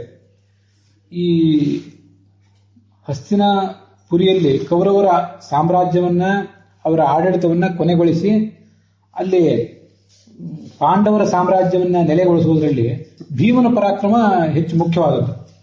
ಆ ಕೌರವರ 11 ಅಕ್ಷೋಹಿಣಿ ಸೈನ್ಯದಲ್ಲಿ 6 ಅಕ್ಷೋಹಿಣಿ ಸೈನ್ಯವನ್ನ ಸದೆ ಪಡೆದವನು ಭೀಮಸೇನನ ಪರಾಕ್ರಮ ಅಲ್ಲಿ ಮುಖ್ಯ. ಅದರಂತೆಯೇ ನಮ್ಮ ಮನಸ್ಸಿನಲ್ಲಿ ಅನೇಕ ಕಾಮಕ್ರೋಧಾದಿಗಳು ತುಂಬಿವೆ, ದುರ್ಯೋಧನ ದುಶಾಸನಾದಿಗಳಂತೆ. ಇವರ ಒಂದು ಆರ್ಭಟ ಎಲ್ಲ ಕಡಿಮೆಯಾಗಿ ನಮ್ಮ ಮನಸ್ಸಿನಲ್ಲಿ ಧರ್ಮಸ್ವರೂಪನಾದ ಭಗವಂತ ನೆಲೆ ನಿಲ್ಲಬೇಕಾದ್ರೆ, ಆ ಭಗವಂತನಲ್ಲಿಯೇ ನಮ್ಮ ಮನಸ್ಸು ಸಂಲಗ್ನ ಆಗಬೇಕಾದ್ರೆ ಆ ಭೀಮನ ಅಥವಾ ಹನುಮನ ಒಂದು ಉಪದೇಶ, ಅವನ ಸಹಕಾರ ಬಹಳ ಅದ್ಭುತವಾದದ್ದು ಅಂತ ಹೀಗೆ ಒಂದು ಶಾಸ್ತ್ರದ ಪ್ರಮೇಯ ಏನಿದೆ ಅದನ್ನು ಕೂಡ ಈ ಶ್ಲೋಕದಲ್ಲಿ ವಾದಿರಾಜ ಸ್ವಾಮಿಗಳು ವಿಶಿಷ್ಟ ರೀತಿಯಿಂದ ಚಿತ್ರಿಸ್ತಾರೆ. ಈ ಹಸ್ತಿನಪುರದ ಮಹತ್ವ ಇದನ್ನು ಮಹಾಭಾರತದ ಶ್ರವಣದಲ್ಲಿ ಕೂಡ ನಾವು ನೋಡಿದ್ದೇವೆ. ಈ ದುರ್ಯೋಧನನಿಗೆ ಲಕ್ಷಣ ಮತ್ತು ಲಕ್ಷಣಾ ಅಂತ ಇಬ್ಬರು ಮಕ್ಕಳು. ಲಕ್ಷಣ ಅಂತ ಕೋರಿ, ಅವಳ ಸ್ವಯಂವರದಲ್ಲಿ ಕೃಷ್ಣನ ಮಗ ಸಾಂಬ, ಜಾಂಬವತಿಯ ಮಗ, ಅವನು ಸ್ವಯಂವರದಲ್ಲಿ ಅವಳನ್ನ ವರಿಸಿದ. ಆಗ ಕೌರವರಿಗೆ ಅದೇನೋ ಸಹಿಸಲಿಕ್ಕಾಗದೆ ಆ ಸಾಂಬನನ್ನ ಅವರು ಬಂಧಿಸಿಟ್ಬಿಟ್ರು. ಆಗ ಯಾದವರೆಲ್ಲ ಈ ಕೌರವರ ಮೇಲೆ ದಂಡೆತ್ತಿ ಹೋಗಬೇಕು ಅಂತ ತಯಾರಾದರು. ಆಗ ಬಲರಾಮ ಏನ್ ಮಾಡಿದ, ನಾವು ಹೇಗೂ ಬಾಂಧವ್ಯ ಉಳ್ಳವರಾಗಿದ್ದೇವೆ, ಬೀಗರಾಗಿದ್ದೇವೆ, ಈ ಸಂದರ್ಭದಲ್ಲಿ ಸೈನ್ಯವನ್ನು ತಗೊಂಡು ಹೋಗಿ ಪರಸ್ಪರ ನಾಶ ಇತ್ಯಾದಿಗಳಿಗೆ ಕಾರಣ ಆಗೋದು ಬೇಡ, ನಾನು ಒಂದು ನಯ ಮಾರ್ಗದಿಂದ ಈ ಕೌರವರನ್ನ ನಮ್ಮ ಕಡೆ ಒಲಿಸ್ಕೊಳ್ಳಿಕ್ಕೆ ಪ್ರಯತ್ನ ಪಡ್ತೀವಿ ಅಂತ ಹೇಳಿ ಬಲರಾಮ ಆಲೋಚನೆ ಮಾಡಿದ. ಅವನು ಆ ಹಸ್ತಿನಪುರಕ್ಕೆ ಹೋದ. ಹಸ್ತಿನಪುರದ ಹೊರಗೆ ಒಂದು ಉದ್ಯಾನವನದಲ್ಲಿ ಇಳ್ಕೊಂಡು ಆ ಕೌರವಾದಿಗಳಿಗೆ ತಾನು ಬಂದಿದ್ದೀನಿ ಅಂತ ಅನ್ನೋದನ್ನ ಅವನು ತಿಳಿಸಿದ. ಇದು ಭಾಗವತ ಮತ್ತೆ ಮಹಾಭಾರತದಲ್ಲಿ ಕೂಡ ಇದೆ ಅಂತ ನೆನಪು. ವಿಶೇಷತಃ ಭಾಗವತದಲ್ಲಿ ಈ ಕಥಾ ಇದೆ. ಬಲರಾಮ ಬಂದರೂ ಕೂಡ ಆ ಕೌರವರು ಈ ಬಲರಾಮನನ್ನು ಮೊದಲು ಲೆಕ್ಕಿಸಲಿಲ್ಲ, ತಿರಸ್ಕಾರ ಮಾಡಿಬಿಟ್ರು. ಈ ಯಾದವರು ಯಾವ ಮಹಾಪರಾಕ್ರಮಿಗಳು, ಅವ್ರ ವಂಶದ ಶ್ರೇಷ್ಠತೆ ಅಂತದ್ದು, ನಾವು ಅವ್ರಿಗೇನೋ ಮನ್ನಣೆ ಕೊಟ್ಟಿದ್ದೀವಿ ಅಂತ ಇವರೆಲ್ಲ ಇಷ್ಟು ಆರ್ಭಟಿಸ್ತಿದ್ದಾರೆ ಅಂತ ಕೌರವರು ಅವ್ರನ್ನ ತಿರಸ್ಕಾರ ಮಾಡಿದರು. ಈ ನಾವು ಬೆಲೆ ಕೊಟ್ಟದ್ರಿಂದ ಯಾದವರಿಗೆ ಇಷ್ಟು ಬೆಲೆ ಬಂತು, ಮೂಲ ಯಾವ ಯೋಗ್ಯತೆ ಇಲ್ಲದೇ ಇದ್ದವರು ಇವರು ಅಂತ ಆ ಕೌರವರು ಆಡಿದ ಮಾತು ಬಲರಾಮನ ಕಿವಿಗೆ ಬಂದು ತಲುಪಿತು. ಹಾಗಾದ್ರೆ ನಿಮ್ಗೊಂದು ಬುದ್ಧಿ ಕಲಿಸ್ತೀನಿ ಅಂತ ಹೇಳಿ ತನ್ನ ನೇಗಿಲನ್ನ ಅವನು ಹಸ್ತಿನಾವತಿ ಬುಡಕ್ಕೆ, ಅದರ ಫೌಂಡೇಶನ್ಗೆ ಹಾಕಿ ಅದನ್ನ ಎಳಿಲಿಕ್ಕೆ ಪ್ರಾರಂಭಿಸಿದ. ಗಂಗಾ ನದಿಯ ಕಡೆಗೆ ಎಳಿಲಿಕ್ಕೆ ಪ್ರಾರಂಭ ಮಾಡಿದ. ಇಡೀ ಹಸ್ತಿನಾವತಿ ಊರೇ ಆ ನದಿ ಪಾಲಾಗುವಂತಹ ಸ್ಥಿತಿ ಬಂದೊಳಗಿತ್ತು. ಆಗ ಕೌರವ ಹಿರಿಯರೆಲ್ಲ ಅಲ್ಲಿ ಬಂದು ದುರ್ಯೋಧನಾದಿಗಳಿಗೆ ಬುದ್ಧಿ ಹೇಳಿ ಅವರನ್ನು ಕರ್ಕೊಂಡು ಬಂದು ಬಲರಾಮನನ್ನ ಒಲಿಸಿಕೊಂಡ್ರು ಅಂತ ಅಲ್ಲಿ ಕಾಣಿಸ್ತದೆ. ಇವತ್ತು ಕೂಡ ಹಸ್ತಿನಾವತಿ ಅದು ಗಂಗಾ ನದಿಯ ಕಡೆಗೆ ವಾಲಿದೆ, ಒಂದು ಉನ್ನತ ಪ್ರದೇಶದಲ್ಲಿದೆ, ಸ್ವಲ್ಪ ಬಗ್ಗಿದಂತೆ ಕಾಣಿಸ್ತದೆ ಊರು ಅಂತ ಹೀಗೆ ಹೇಳ್ತಾರೆ. ಹಸ್ತಿನಾವತಿ ಏನಿದೆ ಇದರ 35 ಕಿಲೋಮೀಟರ್ ದೂರದಲ್ಲಿ ಈ ವಾರಣಾವತ, ಪಾಂಡವರ ಅರಗಿನ ಮನೆ, ಅದನ್ನು ಇವತ್ತು ಬರ್ನಾವ ಅಂತ ಕರೀತಾರೆ. ಈ ಎಲ್ಲ ಪ್ರದೇಶಗಳಿರೋದು ಅಲ್ಲಿಯೇ. ಅದೆಲ್ಲಿದೆ? ಹಸ್ತಿನಪುರ ಈ ದಿಲ್ಲಿ ಹರಿದ್ವಾರ ಮಾರ್ಗದಲ್ಲಿ ಮೀರತ್ ಅಂತ ಊರಿದೆ. ಆ ಊರಿನಿಂದ ದಕ್ಷಿಣಕ್ಕೆ 35 ಕಿಲೋಮೀಟರ್ ದೂರದಲ್ಲಿದೆ. ಅವತ್ತು ಅದು ರಾಜಧಾನಿಯಾಗಿ ಮೆರೆದಂತಹ ಊರು. ಈಗ ಅದರ ಅವಶೇಷಗಳು ಮಾತ್ರ ಉಳಿದಿವೆ ಅಷ್ಟೇ, ಹೆಚ್ಚೇನು ಅಲ್ಲಿ ವೈಭವ ಈಗಿಲ್ಲ. ಪಾಂಡವರ ಕಾಲದ ಗಂಗಾ ನದಿ ತೀರದಲ್ಲಿದ್ದಂತಹ ಈ ಊರು ಗಂಗಾ ನದಿ ಸ್ವಲ್ಪ ಕಾಲದಲ್ಲಿ ಈಗ ಒಂದು 5,000 ವರ್ಷದಲ್ಲಿ ಪಾತ್ರ ಬದಲಾಯಿಸಿದೆ. ಊರಿಗೂ ನದಿಗೂ ಕೆಲವು ಕಿಲೋಮೀಟರ್ ಅಂತರ ಇದೆ ಅಂತ ಹೇಳ್ತಾರೆ. ಗಂಗೆಯ ಒಂದು ಕವಲು ಪಟ್ಟಣದ ಬಳಿ ಹರಿತಿದೆ, ಅದಕ್ಕೆ ವೃದ್ಧ ಗಂಗಾ ಅಥವಾ ಬೇಡ್ ಅಂತ ಅದನ್ನು ಕರೀತಾರೆ ಅಂತ ವ್ಯಾಖ್ಯಾನಿಸ್ತಾರೆ. ಹಿಂದೆ ಕುರುವಂಶದಲ್ಲೇ ಒಬ್ಬ ಹಸ್ತಿ ಅಂತ ರಾಜ ಇದ್ದ. ಅವನು ಈ ನಗರವನ್ನು ನಿರ್ಮಾಣ ಮಾಡಿದ್ರಿಂದ ಅದಕ್ಕೆ ಹಸ್ತಿನಪುರ, ಹಸ್ತಿನಃ ಶೆಟ್ಟಿ ವಿಭಕ್ತಿ ಅದು, ಹಸ್ತಿನಃ ಹಸ್ತಿ ಎಂಬ ರಾಜನ ಪುರ ಊರು, ಹೇಗೆ ಹಸ್ತಿನಪುರ ಹೀಗಾಯಿತು. ಹಸ್ತಿನಾವತಿ ಅಂತ ಕೂಡ ಕರೀತಾರೆ. ಹಸ್ತಿನಾವತಿ ಅನ್ನುವ ಶಬ್ದಕ್ಕಿಂತ ಹಸ್ತಿನಪುರಿ ಅನ್ನುವ ಶಬ್ದ ವ್ಯಾಕರಣದ ದೃಷ್ಟಿಯಿಂದ ಹೆಚ್ಚು ಶುದ್ಧ ಅಂತ ಹೇಳ್ತಾರೆ. ಹಸ್ತಿನಃ ಇದಂ ಹಾಸ್ತಿನಂ, ಹಾಸ್ತಿನಪುರಿ ಅಂತ ಹೇಳಿದ್ರೆ ಅದಕ್ಕೆ ತದ್ದಿತ ಪ್ರತ್ಯಯ ಬಂದು, ಹಸ್ತಿ ಶಬ್ದದ ಮೇಲೆ ತದ್ದಿತ ಪ್ರತ್ಯಯ ಬಂದು ಹಾಸ್ತಿನ ಅಂತ ಆಗಿದೆ.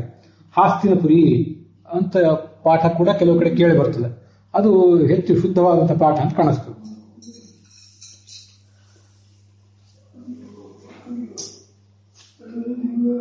ಈ ಹಸ್ತಿನಪುರದಲ್ಲೇ ಪಾಂಡವರು ರಾಜ್ಯಭಾರ ಮಾಡಿದ್ರು. ಹಿಂದೆ ತಾನು ಭೀಮಸೇನಾಗಿದ್ದಾಗ ಅಲ್ಲಿ 36 ವರ್ಷ ಕಾಲ ಯುವರಾಜನಾಗಿದ್ನಲ್ಲ ಈ ಭೀಮಸೇನ. ಆ ಸಂದರ್ಭದಲ್ಲಿ ಅದೇ ಪ್ರದೇಶದಲ್ಲಿ ಆಚಾರ್ಯ ಮಧ್ವರು ಒಂದು ಬಾರಿ ಚಾತುರ್ಮಾಸ್ಯಕ್ಕೆ ಕುಳಿತುಕೊಂಡಿದ್ರು ಅನ್ನುವಂಥ ವಿವರ ಮಧ್ವವಿಜಯದಲ್ಲಿದೆ. ಪ್ರಾಪ್ತಸ್ತೋ ಹಸ್ತಿನ ರಾಜಧಾನೀಂ ವಾಸಾನುವಾಸಿ ರಸಮಾಸಯೋಗ್ಯಾನ್ ಮಠಾಂತರೇ ಅನಂತ ಗುಣಾಂತರಸ್ಥನ್ ಏಕಾಂತ ದೇಶೇ ಸರಿತೋ ಸಮೀಪೆ.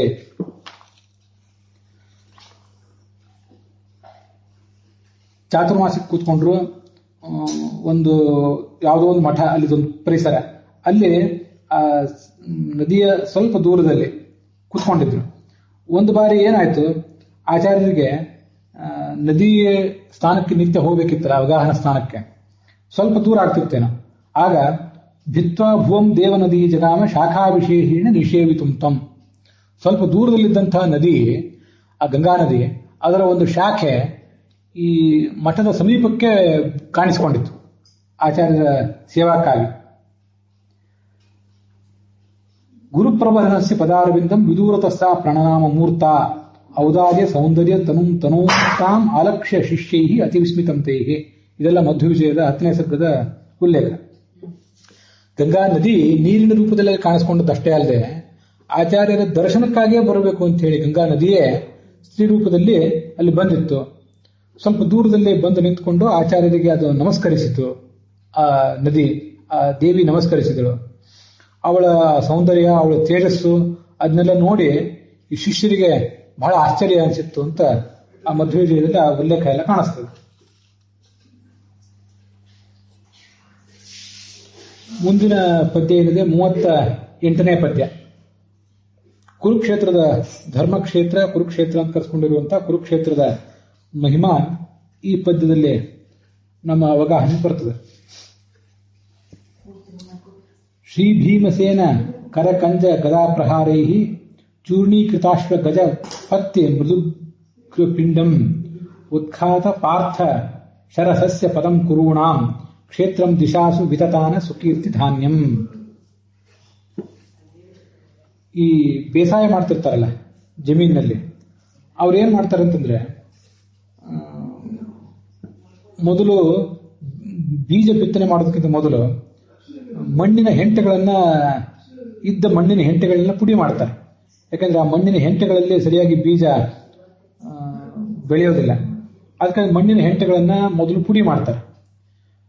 ಪುಡಿ ಮಾಡಿ ಆಮೇಲೆ ಅಲ್ಲಿ ಸಸ್ಯಗಳನ್ನು ನೆಟ್ಟು ಧಾನ್ಯಗಳನ್ನು ಬೆಳೆದು ಅದನ್ನ ಎಲ್ಲೆಲ್ಲಿ ಮಾರಾಟ ಮಾಡಬೇಕು ಅದನ್ನೆಲ್ಲ ಮಾರಾಟ ಮಾಡ್ತಾರೆ. ಈ ಕುರುಕ್ಷೇತ್ರ ಅನ್ನುವಂಥ ಒಂದು ಕ್ಷೇತ್ರ, ಇದು ನೋಡಿ ಕ್ಷೇತ್ರ ಅಂತ ಶಬ್ದ ಯಾಕೆ ಅಲ್ಲಿ ಬಳಕೆ ಆಗಿದೆ, ಮತ್ತೆ ವಜ್ರಾಡಿ ಸ್ವಾಮಿಗಳು ಆ ಥರ ಅಲಂಕಾರ ಪೂರ್ವಕವಾಗಿ ವರ್ಣನೆ ಮಾಡ್ಲಿಕ್ಕೆ ಏನ್ ಕಾರಣ ಅಂದ್ರೆ, ಕ್ಷೇತ್ರ ಅಂದ್ರೆ ಜಮೀನು ಹೌದು, ಕ್ಷೇತ್ರ ಅಂತಂದ್ರೆ ಈ ಕುರುಕ್ಷೇತ್ರ ಇದೊಂದು ಪ್ರದೇಶನೂ ಹೌದು. ಹಾಗೆ ಕ್ಷೇತ್ರ ಅಂತಂದ್ರೆ ನಮ್ಮ ಈ ಶರೀರ, ನಮ್ಮ ಮನಸ್ಸು, ಇದು ಕೂಡ ಒಂದು ಕ್ಷೇತ್ರ. ಈ ಕುರುಕ್ಷೇತ್ರದಲ್ಲಿ ಈ ಶತ್ರು ಪಕ್ಷದ ಆನೆ, ಕುದುರೆ ಇವೆಲ್ಲ ದೊಡ್ಡ ದೊಡ್ಡ ಮಣ್ಣಿನ ಹೆಂಟೆಗಳಂತೆ. ಆ ಮಣ್ಣಿನ ಹೆಂಟೆಗಳನ್ನ ಭೀಮಸೇನ ದೇವರು ತಮ್ಮ ಗದೆಯ ಪ್ರಹಾರದಿಂದ ಪುಡಿಗಟ್ಟಿದ್ರು ಅಂತ ನೆಲವನ್ನೆಲ್ಲ ಅವರು ಸಮ ಮಾಡಿದರು ಮೊದಲು.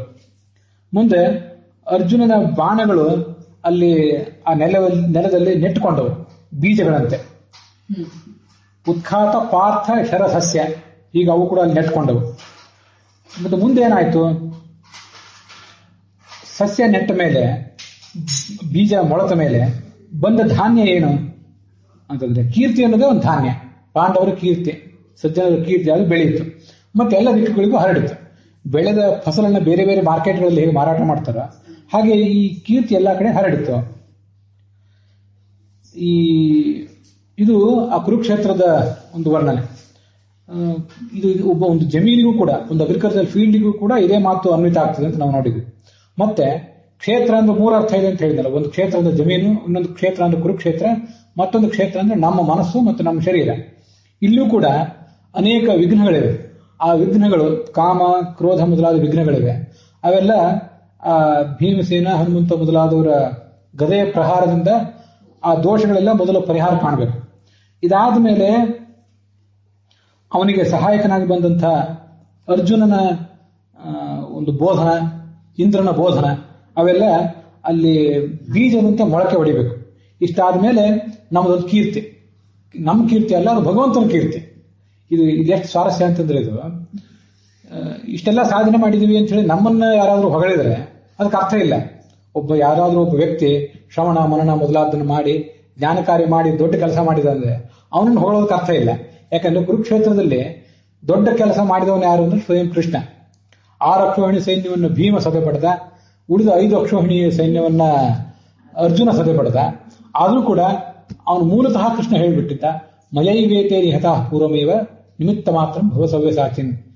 ನಾನು ಇವರೆಲ್ಲರನ್ನೂ ಕೂಡ ಈಗ ಕೊಂದಾಗಿದೆ, ಭೀಷ್ಮ ದ್ರೋಣಂ ಜಯದ್ರಥಂಚ ಎಲ್ಲರನ್ನೂ ಕೊಂದಾಗಿದೆ, ಬಾಯಿಯಲ್ಲಿ ಅವರನ್ನು ಇಟ್ಕೊಂಡು ನುಂಗಿ ಆಗಿದೆ, ಅವರೆಲ್ಲಗೆ ತಲೆ ಒಡ್ಕೊಂಡು ಮೈ ಕತ್ತರಿಸಿಕೊಂಡು ನನ್ನ ಬಾಯಲ್ಲಿ ಬಂದು ಬಿದ್ದಿದ್ದಾರೆ ಅಂತ ಮೊದಲೇ ಹೇಳಿದ್ದ ಭಗವದ್ಗೀತಾದಲ್ಲಿ. ಅವರನ್ನ ಅವನು ಮಾಡಿದ ಮೇಲೆ ಅವನ ಅಂಗರಾಗಿ ಭೀಮ ಮತ್ತು ಅರ್ಜುನ ಮೊದಲಾದವರು ಮಾಡಿದರು. ಆದ್ರಿಂದ ಇಷ್ಟೆಲ್ಲ ಕ್ಷೇತ್ರದಲ್ಲಿ ಈ ಅಗ್ರಿಕಲ್ಚರಲ್ ಆಕ್ಟಿವಿಟೀಸ್ ಎಲ್ಲ ನಡೆದ ಮೇಲೆ ಒಂದು ಕೀರ್ತಿ ಹಬ್ಬಿತಲ್ಲ. ಕೀರ್ತಿ ಯಾರ್ದು ಅಂದ್ರೆ ಭಗವಂತಂದೇ ಕೀರ್ತಿ, ಅದು ಉಳಿದವ್ರದ್ದು ಯಾರ್ದು ಕೀರ್ತಿ ಅಲ್ಲ.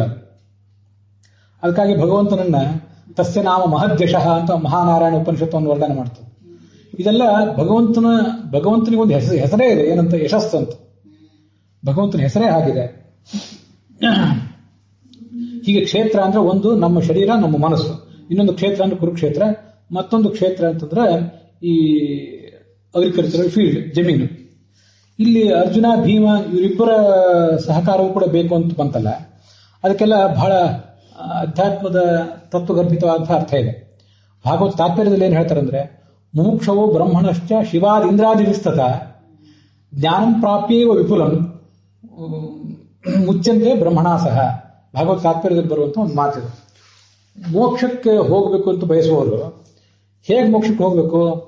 ಪರಮಾತ್ಮನ ಅನುಗ್ರಹ ಆಶೀರ್ವಾದ ಅವ್ರಿಗೆ ಆಗ್ಲೇಬೇಕು. ಆತ್ಮಾವ ಅರೇ ದೃಷ್ಟವ್ಯ ಶ್ರೋತವ್ಯ ಮಂತವ್ಯ ನಿಧಿಧ್ಯಾಸಿತವ್ಯ. ಅದು ಸರಿ.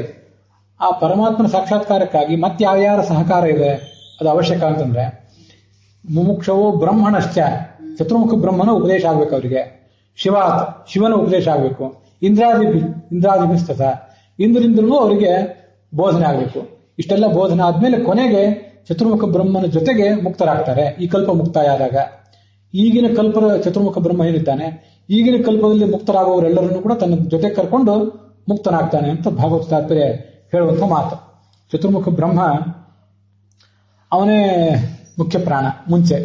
ಆ ಮುಖ್ಯ ಪ್ರಾಣನ ಅವತಾರವೇ ಈ ಹನುಮ ಭೀಮ ಇವರೆಲ್ಲ. ಆದ್ರಿಂದ ಆ ಚತುರ್ಮುಖ ಬ್ರಹ್ಮನ ಅಥವಾ ಮುಖ್ಯ ಪ್ರಾಣನ ಪಾತ್ರ ನಮ್ದು ಏನು, ನಮ್ಮಲ್ಲಿ ಏನು, ಇಂದ್ರಾದಿಗಳ ಪಾತ್ರ ಏನು ಅಂತ ಅನ್ನೋದನ್ನ ನೋಡಿದ್ವಿ. ಮತ್ತು ಉಪನಿಷತ್ ಭಾಷ್ಯ ಮೊದಲಾದ ಕಡೆ ಹೇಳಿದಂತೆ ನಿರ್ದಿಷ್ಟವಾಗಿ ಅವರು ಮಾಡುವ ಕೆಲಸಗಳೇನು? ಮನಸ್ಥೂಲಂತು ವಾಸವ. ನಮ್ಮಲ್ಲಿ ಸೂಕ್ಷ್ಮ ಮನಸ್ಸು, ಸ್ಥೂಲ ಮನಸ್ಸು ಅಂತ ಎರಡಿದೆ. ಆ ಸ್ಥೂಲ ಮನಸ್ಸು ಏನಿದೆಯಲ್ಲ, ಹೊರ ಬಾಹ್ಯ ಮನಸ್ಸು, ಅದಕ್ಕೆಲ್ಲ ಇಂದ್ರ ಪ್ರೇರಕ, 8ನೇ ಕಕ್ಷಾದಲ್ಲಿರುವಂತಹ ಇಂದ್ರ ಪ್ರೇರಕ. ಸೂಕ್ಷ್ಮ ಮನಸ್ಸು ಏನಿದೆ ಅದಕ್ಕೆ ಗರುಡ ಶೇಷ ರುದ್ರನು ನಿಯಾಮಕರು. ಅದರಲ್ಲಿ ಗರುಡ ಧ್ಯಾನ ಮಾಡಿಸುವವನು, ರುದ್ರ ಮನನ ಮಾಡಿಸುವವನು, ಶೇಷ ವ್ಯಾಖ್ಯಾನ ಮಾಡಿಸುವವನು. ಇಷ್ಟೆಲ್ಲ ವಿಷಯಗಳಲ್ಲಿದೆ. ಅದರಿಂದ ಮನೋನಿಯಾಮಕರು ಅಂದ್ರೆ ಆ 3 ಜನ ಮನೋನಿಯಾಮಕರೇ. ಮನಸ್ಸಿನ ಒಂದೊಂದು ಕೆಲಸವನ್ನು ಮಾಡಿಸುವವರು ಆ 3 ಜನ. ಬಾಹ್ಯ ಮನಸ್ಸಿಗೆ ಪ್ರೇರಕ ಇಂದ್ರ. ಬಾಹ್ಯ ಮನಸ್ಸಿನಗಿಂತ ಶೇಷೋ ವ್ಯಾಖ್ಯಾನ ಗೋಚರಂ, ರುದ್ರಸ್ತು ಮನನಾಖ್ಯಂಚ, ಗರುಡೋ ಧ್ಯಾನ ಗೋಚರಂ. ಹೀಗೆ ನಾವು ಶ್ರವಣ ಮಾಡಬೇಕು. ಮೊದಲು ಶ್ರವಣ ಮಾಡಿದ್ದನ್ನು ಮನನ ಮಾಡಿಸುವವನು ರುದ್ರ, ಮನನ ಮಾಡಿದ್ದನ್ನು ಧ್ಯಾನ ಮಾಡಿಸುವವನು ಗರುಡ. ನಾವು ಕಂಡದನ್ನು ಇನ್ನೊಬ್ಬರಿಗೆ ವ್ಯಾಖ್ಯಾನ ಮಾಡಲಿಕ್ಕೆ ಉಪಯೋಗ ಆಗುವಂಥದ್ದು ಈ ಶೇಷನ ಕಾರ್ಯ. ಇದೆಲ್ಲ ದೇವತೆಗಳು ಮಾಡುವಂಥ ಕೆಲಸ. ಈ ಚತುರ್ಮುಖ ಬ್ರಹ್ಮನ ಕಾರ್ಯ ಏನು? ನಮಗೆ ಮುಖ್ಯ ಪ್ರಾಣ ಅವನ ಅಂತರ್ಗತವಾಗಿ ಉಪಾಸನೆ ಮಾಡಬೇಕು, ಇದೆಲ್ಲ ಕೇಳಿ ಬಲ್ಲೆವು ನಾವು. ಚತುರ್ಮುಖ ಬ್ರಹ್ಮನ ಕಾರ್ಯ ಏನು ನಿರ್ದಿಷ್ಟವಾಗಿ? ಐತರೇಯ ಉಪನಿಷತ್ ಭಾಷ್ಯ ಅಥವಾ ಬೃಹದಾರಣ್ಯಕ ಉಪನಿಷತ್ ಭಾಷ್ಯ ಅಂತ ನೆನಪು ನನಗೆ. ಆ ನೆನಪಿನಿಂದ ಹೇಳೋದಾದ್ರೆ, ವಿಷ್ಣೋರ್ ವಿಷಯ ಧರ್ಮೇಶು ಜ್ಞಾನಾದಿಷು ಚತುರ್ಮುಖ ಶ್ರದ್ಧಾಂ ದಧಾತಿ ಭೂತಾನಾಂ. ವಿಷ್ಣೋರ್ ವಿಷಯ ಧರ್ಮೇಶು ಜ್ಞಾನಾದಿಷು, ಪರಮಾತ್ಮನ ಕುರಿತಾಗಿ ಜ್ಞಾನ, ಭಕ್ತಿ, ವೈರಾಗ್ಯ ಇದೆಲ್ಲ ನಮ್ಮಲ್ಲಿ ಮೊಳೆಯಬೇಕಾದ್ರೆ, ಆ ಶ್ರದ್ಧೆ ನಮಗೆ ಬರಬೇಕಾದ್ರೆ, ಶ್ರದ್ಧಾಂ ದಧಾತಿ ಭೂತಾನಾಂ ಚತುರ್ಮುಖ. ಇದು ಚತುರ್ಮುಖನ ಕೆಲಸ. ಇದು ಅಂದ್ರೆ ಚತುರ್ಮುಖನ ಕೆಲಸ, ಮುಖ್ಯ ಪ್ರಾಣನ ಕೆಲಸನೂ ಕೂಡ ಅದಿದ್ದಂತೇನೆ. ಉಪನಿಷತ್ ಭಾಷೆಯಲ್ಲಿ ಬರುವಂತಹ ವಿಷಯ ಇವೆಲ್ಲ. ತಾಂತ್ರಿಕೆ ಶೇಷ ರುದ್ರೌಚ. ತಂತ್ರಗ್ರಂಥಗಳನ್ನ ಅಂದ್ರೆ ಮಹಾಭಾರತ, ರಾಮಾಯಣ ಮೊದಲಾದವುಗಳನ್ನ ನಮ್ಮ ಕಡೆಯಿಂದ ಶ್ರವಣ ಮಾಡಿಸಬೇಕಾದವರು ಶೇಷ ರುದ್ರರು.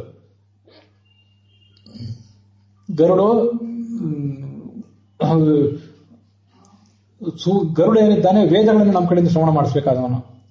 ತಾಂತ್ರಿಕೆ ಶೇಷ ರುದ್ರವು. ಇನ್ನು ಮಹಾಭಾರತ ಮೊದಲಾದ ಪೌರುಷೇಯ ಗ್ರಂಥಗಳನ್ನು ನಮ್ಮ ಕಡೆಯಿಂದ ಅಧ್ಯಯನ ಮಾಡಿಸಬೇಕಾದವರು ಈ ಶೇಷ ಮತ್ತೆ ರುದ್ರ, ಇವರಿಬ್ರು ಕೂಡ. ಈಗ ಅವರಿಬ್ಬರ ಕಾರ್ಯ. ಮುಖ್ಯ ಪ್ರಾಣನೂ ಕೂಡ ವಾಯು ಗಂಧವಶ್ಚಾಸ್ಯ ಭಕ್ತಿ ಜ್ಞಾನ ಪ್ರದಸ್ತಥ.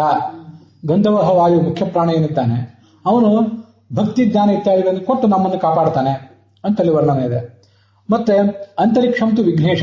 ಇದೆಲ್ಲ ಒಂದೇ ಉಪನಿಷತ್ ಭಾಷೆಯಲ್ಲಿ ಒಂದೇ ಕಡೆ ಬರುವ ಮಾತುಗಳಿವೆಲ್ಲ. ವಿಘ್ನೇಶ ಏನಿದ್ದಾನೆ ಅವನು ಅಂತರಿಕ್ಷಕ್ಕೆ ಅಭಿಮಾನಿ. ಇಲ್ಲಿ ಬರಲಿಲ್ಲ, ಸಂದರ್ಭ ಬಂತು ಅಂತ ಹೇಳಿದೆ. ಅವೆಲ್ಲವೂ ಕೂಡ ದೇವತೆಗಳ ಪಾತ್ರ ನಮ್ಮಲ್ಲಿ ಏನೇನಿದೆ ಅಂತ ನೆನಪು ಮಾಡ್ಕೊಳ್ಳಿಕ್ಕಾಗಿ ಹೇಳಿದೆ. ಜೀವಾನಾಂ ಶ್ರುತಿಚಾರದಂ ಅಂತರಿಕ್ಷಂತು ವಿಘ್ನೇಶ.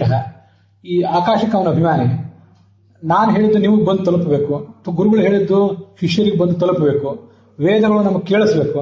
ಇದೆಲ್ಲ ಶ್ರುತಿ ಚಾರದ. ಆ ವೇದಗಳಲ್ಲೂ ಕೂಡ ನಮಗೆ ಶ್ರವಣಕ್ಕೆ ಗೋಚರ ಆಗ್ಬೇಕಾದ್ರೆ ಅದು ಆಕಾಶದ ಮೂಲಕ ಎಲ್ಲ ಶಬ್ದಗಳು ಕೇಳಿ ಬರಬೇಕಲ್ಲ. ಅದಕ್ಕೆ ಇದೆಲ್ಲ ವಿಘ್ನೇಶನ ಕೆಲಸ ಅಂತ ಅವನನ್ನು ವರ್ಣನೆ ಮಾಡ್ತಾರೆ. ನಮಗೆಲ್ಲ ಅವಕಾಶ ಕೊಟ್ಟು ನಮ್ಮನ್ನ ಪ್ರೇರಿಸುವವನು ಈ ವಿಘ್ನೇಶ. ಮತ್ತೆ ಈ ಸೂರ್ಯನ ಕೆಲಸ ಏನು ಅಂತಂದ್ರೆ, ಈ ಮಳೆ ಬೆಳೆ ಮೊದಲಾದವುಗಳನ್ನು ಭರಿಸಿ ಸೂರ್ಯ ತತ್ಕರ್ಮ ಸಿದ್ಧೇ ಭೂತಾನಾಂ ಜ್ಯೋತಿಷೋ ದಾತ. ನಮ್ಮ ಎಲ್ಲಾ ಕೆಲಸಗಳಾಗಬೇಕಾದ್ರೆ ಸೂರ್ಯನ ಬೆಳಕಬೇಕು. ಇಲ್ಲಿ ಜಮೀನಿನ ಬಗ್ಗೆ ಬಂತಲ್ಲ, ಒಂದು ಜಮೀನಿನೊಳಗೆ ಒಂದು ಬೀಜ ಬಿತ್ತಿದ್ರೆ ಸಾಲದು, ಅದಕ್ಕೆ ನೀರು ಬೇಕು, ಆ ನೀರು ಬೇಕು ಮತ್ತು ಅದಕ್ಕೆ ಬಿಸಿಲು ಬೇಕು. ಇಷ್ಟೆಲ್ಲ ಇದ್ದಾಗಲೇ ಬೀಜ ಮೊಳಕೆ ಬರೋದು, ಇಲ್ಲದ್ರೆ ಬೀಜನೇ ಮೊಳಕೆ ಬರೋದಿಲ್ಲ. ಅದಕ್ಕೊಂದು ಕಾವು ಬೇಕು, ಒಂದು ಉಷ್ಣತೆ ಬೇಕು. ಭೂತಾನಾಂ ಜ್ಯೋತಿಷೋ ದಾತ, ನಮಗೆ ಬೇಕಾದ ಬೆಳಕು ಮತ್ತು ಕಾವನ್ನು ಕೊಡುವವನೆಲ್ಲ ಸೂರ್ಯ. ದೇವರೊಬ್ಬೆ ಅನ್ನಾದಿದಾಯಿನಿ, ದ್ಯುಲೋಕ ಅಭಿಮಾನಿ ದೇವತೆ ಒಬ್ಬಳಿದ್ದಾಳೆ. ಆ ದೇವತೆ ಮತ್ತು ಭೂದೇವತೆ ಇಬ್ರು ಕೂಡ 18ನೇ ಕಕ್ಷಾದಲ್ಲಿದ್ದಾರೆ. ದ್ಯಾವಾ ಪೃಥ್ವಿ ಅಂತ ಅವರಿಬ್ಬರನ್ನ ಕರೀತಾರೆ. ದ್ಯಾವ ಅಂತ ಅವಳ ಹೆಸರಲ್ಲ, ದ್ಯು ಅಂತ ಅವಳ ಹೆಸರು. ಅವ್ರಿಗೆ ಹೇಳುವಾಗ ಸಮಾಸ ಆದಾಗ ದ್ಯಾವಾ ಪೃಥ್ವಿ ಅಂತ ಹೇಳ್ತಾರೆ. ಆ ದ್ಯುಲೋಕದ ಅಭಿಮಾನಿ ದೇವತೆ ಅನ್ನಾದಿದಾಯಿನಿ, ನಮಗೆ ಅನ್ನ ಮೊದಲಾದವುಗಳನ್ನು ಕೊಡುವವಳೆ. ಅನ್ನ ತಿಂದ ಮೇಲೆ ಮುಂದೆ ಶ್ರವಣ. ಉಪವಾಸ ಕೂತವರಿಗೆ ಹೇಳಲಿಕ್ಕೂ ಸಾಧ್ಯ ಆಗೋದಿಲ್ಲ, ಕೇಳಲಿಕ್ಕೂ ಸಾಧ್ಯ ಆಗೋದಿಲ್ಲ.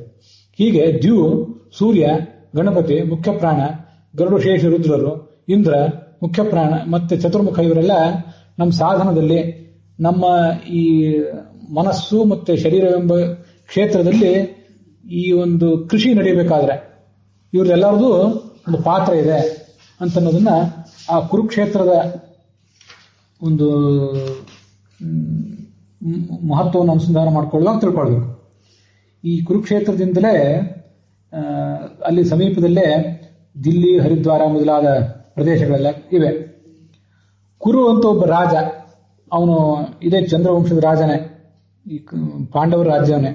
ಅವನು ಕುರು ಅಂತ ಇದ್ದುದರಿಂದಲೇ ಅವನ ಹೆಸರೇ ಇವರೆಲ್ಲರೂ ಕೂಡ ಕೌರವ ಅಂತ ಬಂತು. ಆದ್ರಿಂದ ಪಾಂಡವರು ಕೂಡ ಕೌರವರೇ. ಅವನು ಸರಸ್ವತಿ ನದಿಯ ತೀರದಲ್ಲಿ 2 ಕೋಣಗಳನ್ನು ಹೂಡಿ, ರುದ್ರದೇವರ ಎತ್ತು, ಯಮದೇವರ ಕೋಣ, ಅವೆರಡನ್ನು ಹೂಡಿ ಚಿನ್ನದ ನೇಗಿಲಿನಿಂದ ಉತ್ತು ಮಹಾವಿಷ್ಣುವಿನ ಚಕ್ರದಿಂದ ತನ್ನ ದೇಹವನ್ನು ಕತ್ತರಿಸಿ ಬಿತ್ತು, ಅದನ್ನು ಬೀಜವಾಗಿ ಬಿತ್ತಿದ.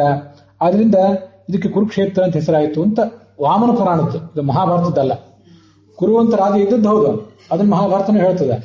ಆದರೆ ಮಹಾವಿಷ್ಣುವಿನ ಚಕ್ರದಿಂದ ಅವನ ದೇಹ ಕತ್ತರಿಸಿ ಬಿತ್ತು, ಈ ಎಲ್ಲ ವಿವರ ಏನಿದೆ ಇದು ವಾಮನ ಪುರಾಣದ್ದು. ಇಲ್ಲೇ ಕ್ಷೇತ್ರದಲ್ಲೇ ಚಿತ್ರಾಂಗದ ಅಂತ ಒಬ್ಬ ಶಂತನುವಿನ ಮಗ, ಮತ್ತೊಬ್ಬ ಚಿತ್ರಾಂಗದ ಅನ್ನೋ ಗಂಧರ್ವ, ಅವರಿಬ್ಬರ ನಡುವೆ ಹೆಸರಿಗಾಗಿ ಹೋರಾಟ. ನೀನು ಯುದ್ಧ ಆದ್ರೂ ಮಾಡ್ಬೇಕು ನನ್ನ ಜೊತೆ, ಇಲ್ಲೇ ನಿನ್ನ ಹೆಸರನ್ನಾದ್ರೂ ಬಿಟ್ಕೊಡ್ಬೇಕು ಅಂತ ಗಂಧರ್ವನ ತಗಾತೆ. ಅದೆಲ್ಲ ನಡೆದಿದ್ದಿಲ್ಲೇ. ಭೀಷ್ಮ ಪರ ಮತ್ತು ಪರಶುರಾಮನ ಯುದ್ಧ ನಡೆದಿದ್ದು ಇಲ್ಲೇ, ಅಂಬೆಯ ಕಾರಣಕ್ಕಾಗಿ.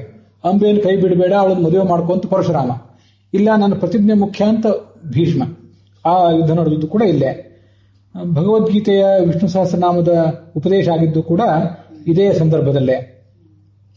ಇಲ್ಲಿಯೇ ದುಷ್ಟ ಕ್ಷತ್ರಿಯರನ್ನ 21 ಬಾರಿ ಸಂಹರಿಸಿದ ಪರಶುರಾಮ ಬಂದು ಸಮಂತ ಪಂಚಕ ಅಂತ, ಇದು ಮಹಾಭಾರತದ ಮೊದಲನೇ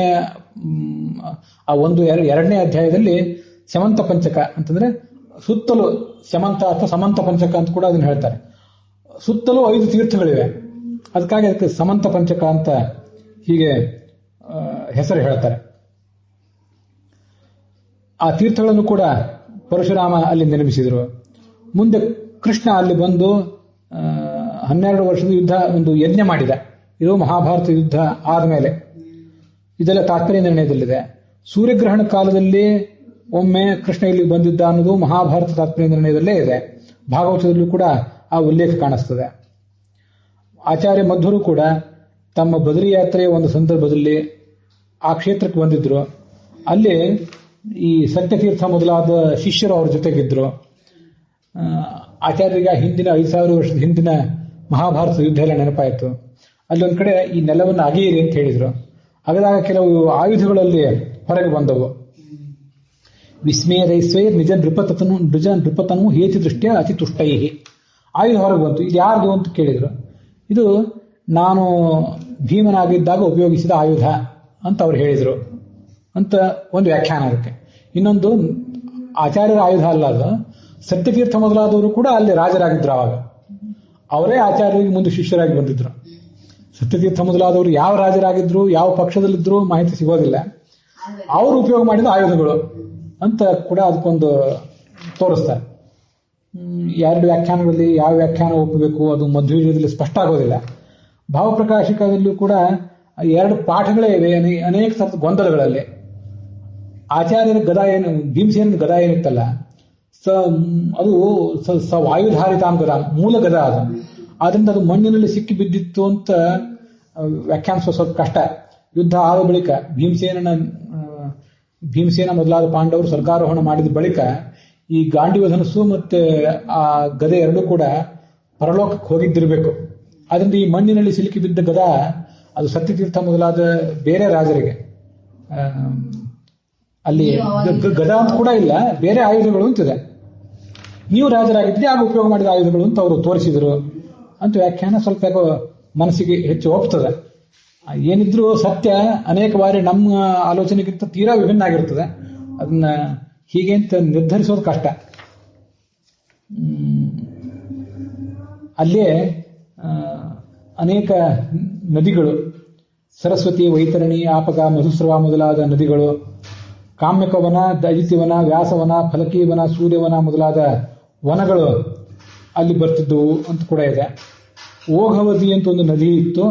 ಆ ನದಿಯ ತೀರದಲ್ಲೇ ಭೀಷ್ಮ ಶರಪಂಚರ ಮೇಲೆ ಮಲಗಿದ್ದ ಅಂತ ಅದು ಕೂಡ ಆ ಮಹಾಭಾರತದ ಶಾಂತಿ ಪರ್ವದಲ್ಲಿ ಕಾಣಿಸ್ತದೆ. ಬ್ರಹ್ಮ ಸರೋವರ ಅಂತ ಒಂದು ಸರೋವರ ಇದೆ, ದೊಡ್ಡ ಸರೋವರ. ಅದೇನಾದ್ರೂ ಈ ದ್ವೈಪಾಯನ ಸರೋವರ ಅಂತ ಒಂದು ಸರೋವರ ಇತ್ತಲ್ಲ, ಎಲ್ಲಿ ದುರ್ಯೋಧನ ಅಡಗಿ ಕೂತಿದ್ನಲ್ಲ, ಆ ಸರೋವರವೇ ಈ ಬ್ರಹ್ಮ ಸರೋವರ ಇದ್ದಿರಬಹುದು ಅಂತ ಕೆಲವರು ಅದನ್ನ ಊಹೆ ಮಾಡ್ತಾರೆ. ಅವೆಲ್ಲ ನಮ್ಮ ಊಹೆ ಬಿಟ್ಟದ್ದಷ್ಟೇ. ಅವೆಲ್ಲವೂ ಆಗಿನ ಕಾಲದ ಎಲ್ಲ ಸರೋವರ ಪ್ರದೇಶ ಎಲ್ಲವೂ ಕೂಡ ಯಥಾವತ್ತಾಗಿ ಇಂಥದೇ ರೂಪದಲ್ಲಿವೆ ಅಂತ ಈಗ ನಂಬೋದು ಕಷ್ಟ. ಅನೇಕ ಸಂಗತಿಗಳನ್ನ ನಾವೆಲ್ಲ ಕಳ್ಕೊಂಡು ಬಿಟ್ಟಿವೆ. ಆದ್ರೂ ಈಗೊಂದು ಊಹೆ ಮಾಡ್ತಾರೆ. ಗೀತೋಪದೇಶ ಮಾಡಿದ ಸ್ಥಳ, ಅದಕ್ಕೆ ಜ್ಯೋತಿಸರ ಅಂತ ಕರೀತಾರೆ. ಭೀಷ್ಮನಿಗೆ ಅರ್ಜುನ ವಾರಣಾಸ್ತ್ರದಿಂದ ನೀರು ಕೊಟ್ಟ ಪ್ರದೇಶ, ಅದನ್ನು ಕೂಡ ಬಾಣಕುಂಡ ಅಂತ ಈಗ ತೋರಿಸ್ತಾರೆ. ಅಭಿಮನ್ಯು, ಕರ್ಣ, ಭೂರಿಶ್ರವಸ್ ಮೊದಲಾದವರು ಹತರಾದ ಸ್ಥಳಗಳನ್ನ ಅಲ್ಲಿ ತೋರಿಸ್ತಾರೆ. ಅವೆಲ್ಲ ಇಂಥದ್ದೇ ಹೀಗೀಗೆ ಅಂತ ನಿರ್ಧರಿಸೋದು ಕಷ್ಟ. ಅಂತೂ ಕುರುಕ್ಷೇತ್ರಕ್ಕೆ ಅಂಥದೊಂದು ಭಾವನಾತ್ಮಕವಾದ ಅಂಟು ಇದೆ ಅಂತ ನಾವು ತಿಳ್ಕೊಳ್ಳೋದು. ಅಲ್ಲಿಗೆ 38ನೇ ಶ್ಲೋಕ ಸಮಾಪ್ತಿ ಕಂಡಿದೆ. ಇವತ್ತಿನ ಭಾಗನೂ ಕೂಡ ಮುಕ್ತಾಯ ಕಂಡಿದೆ.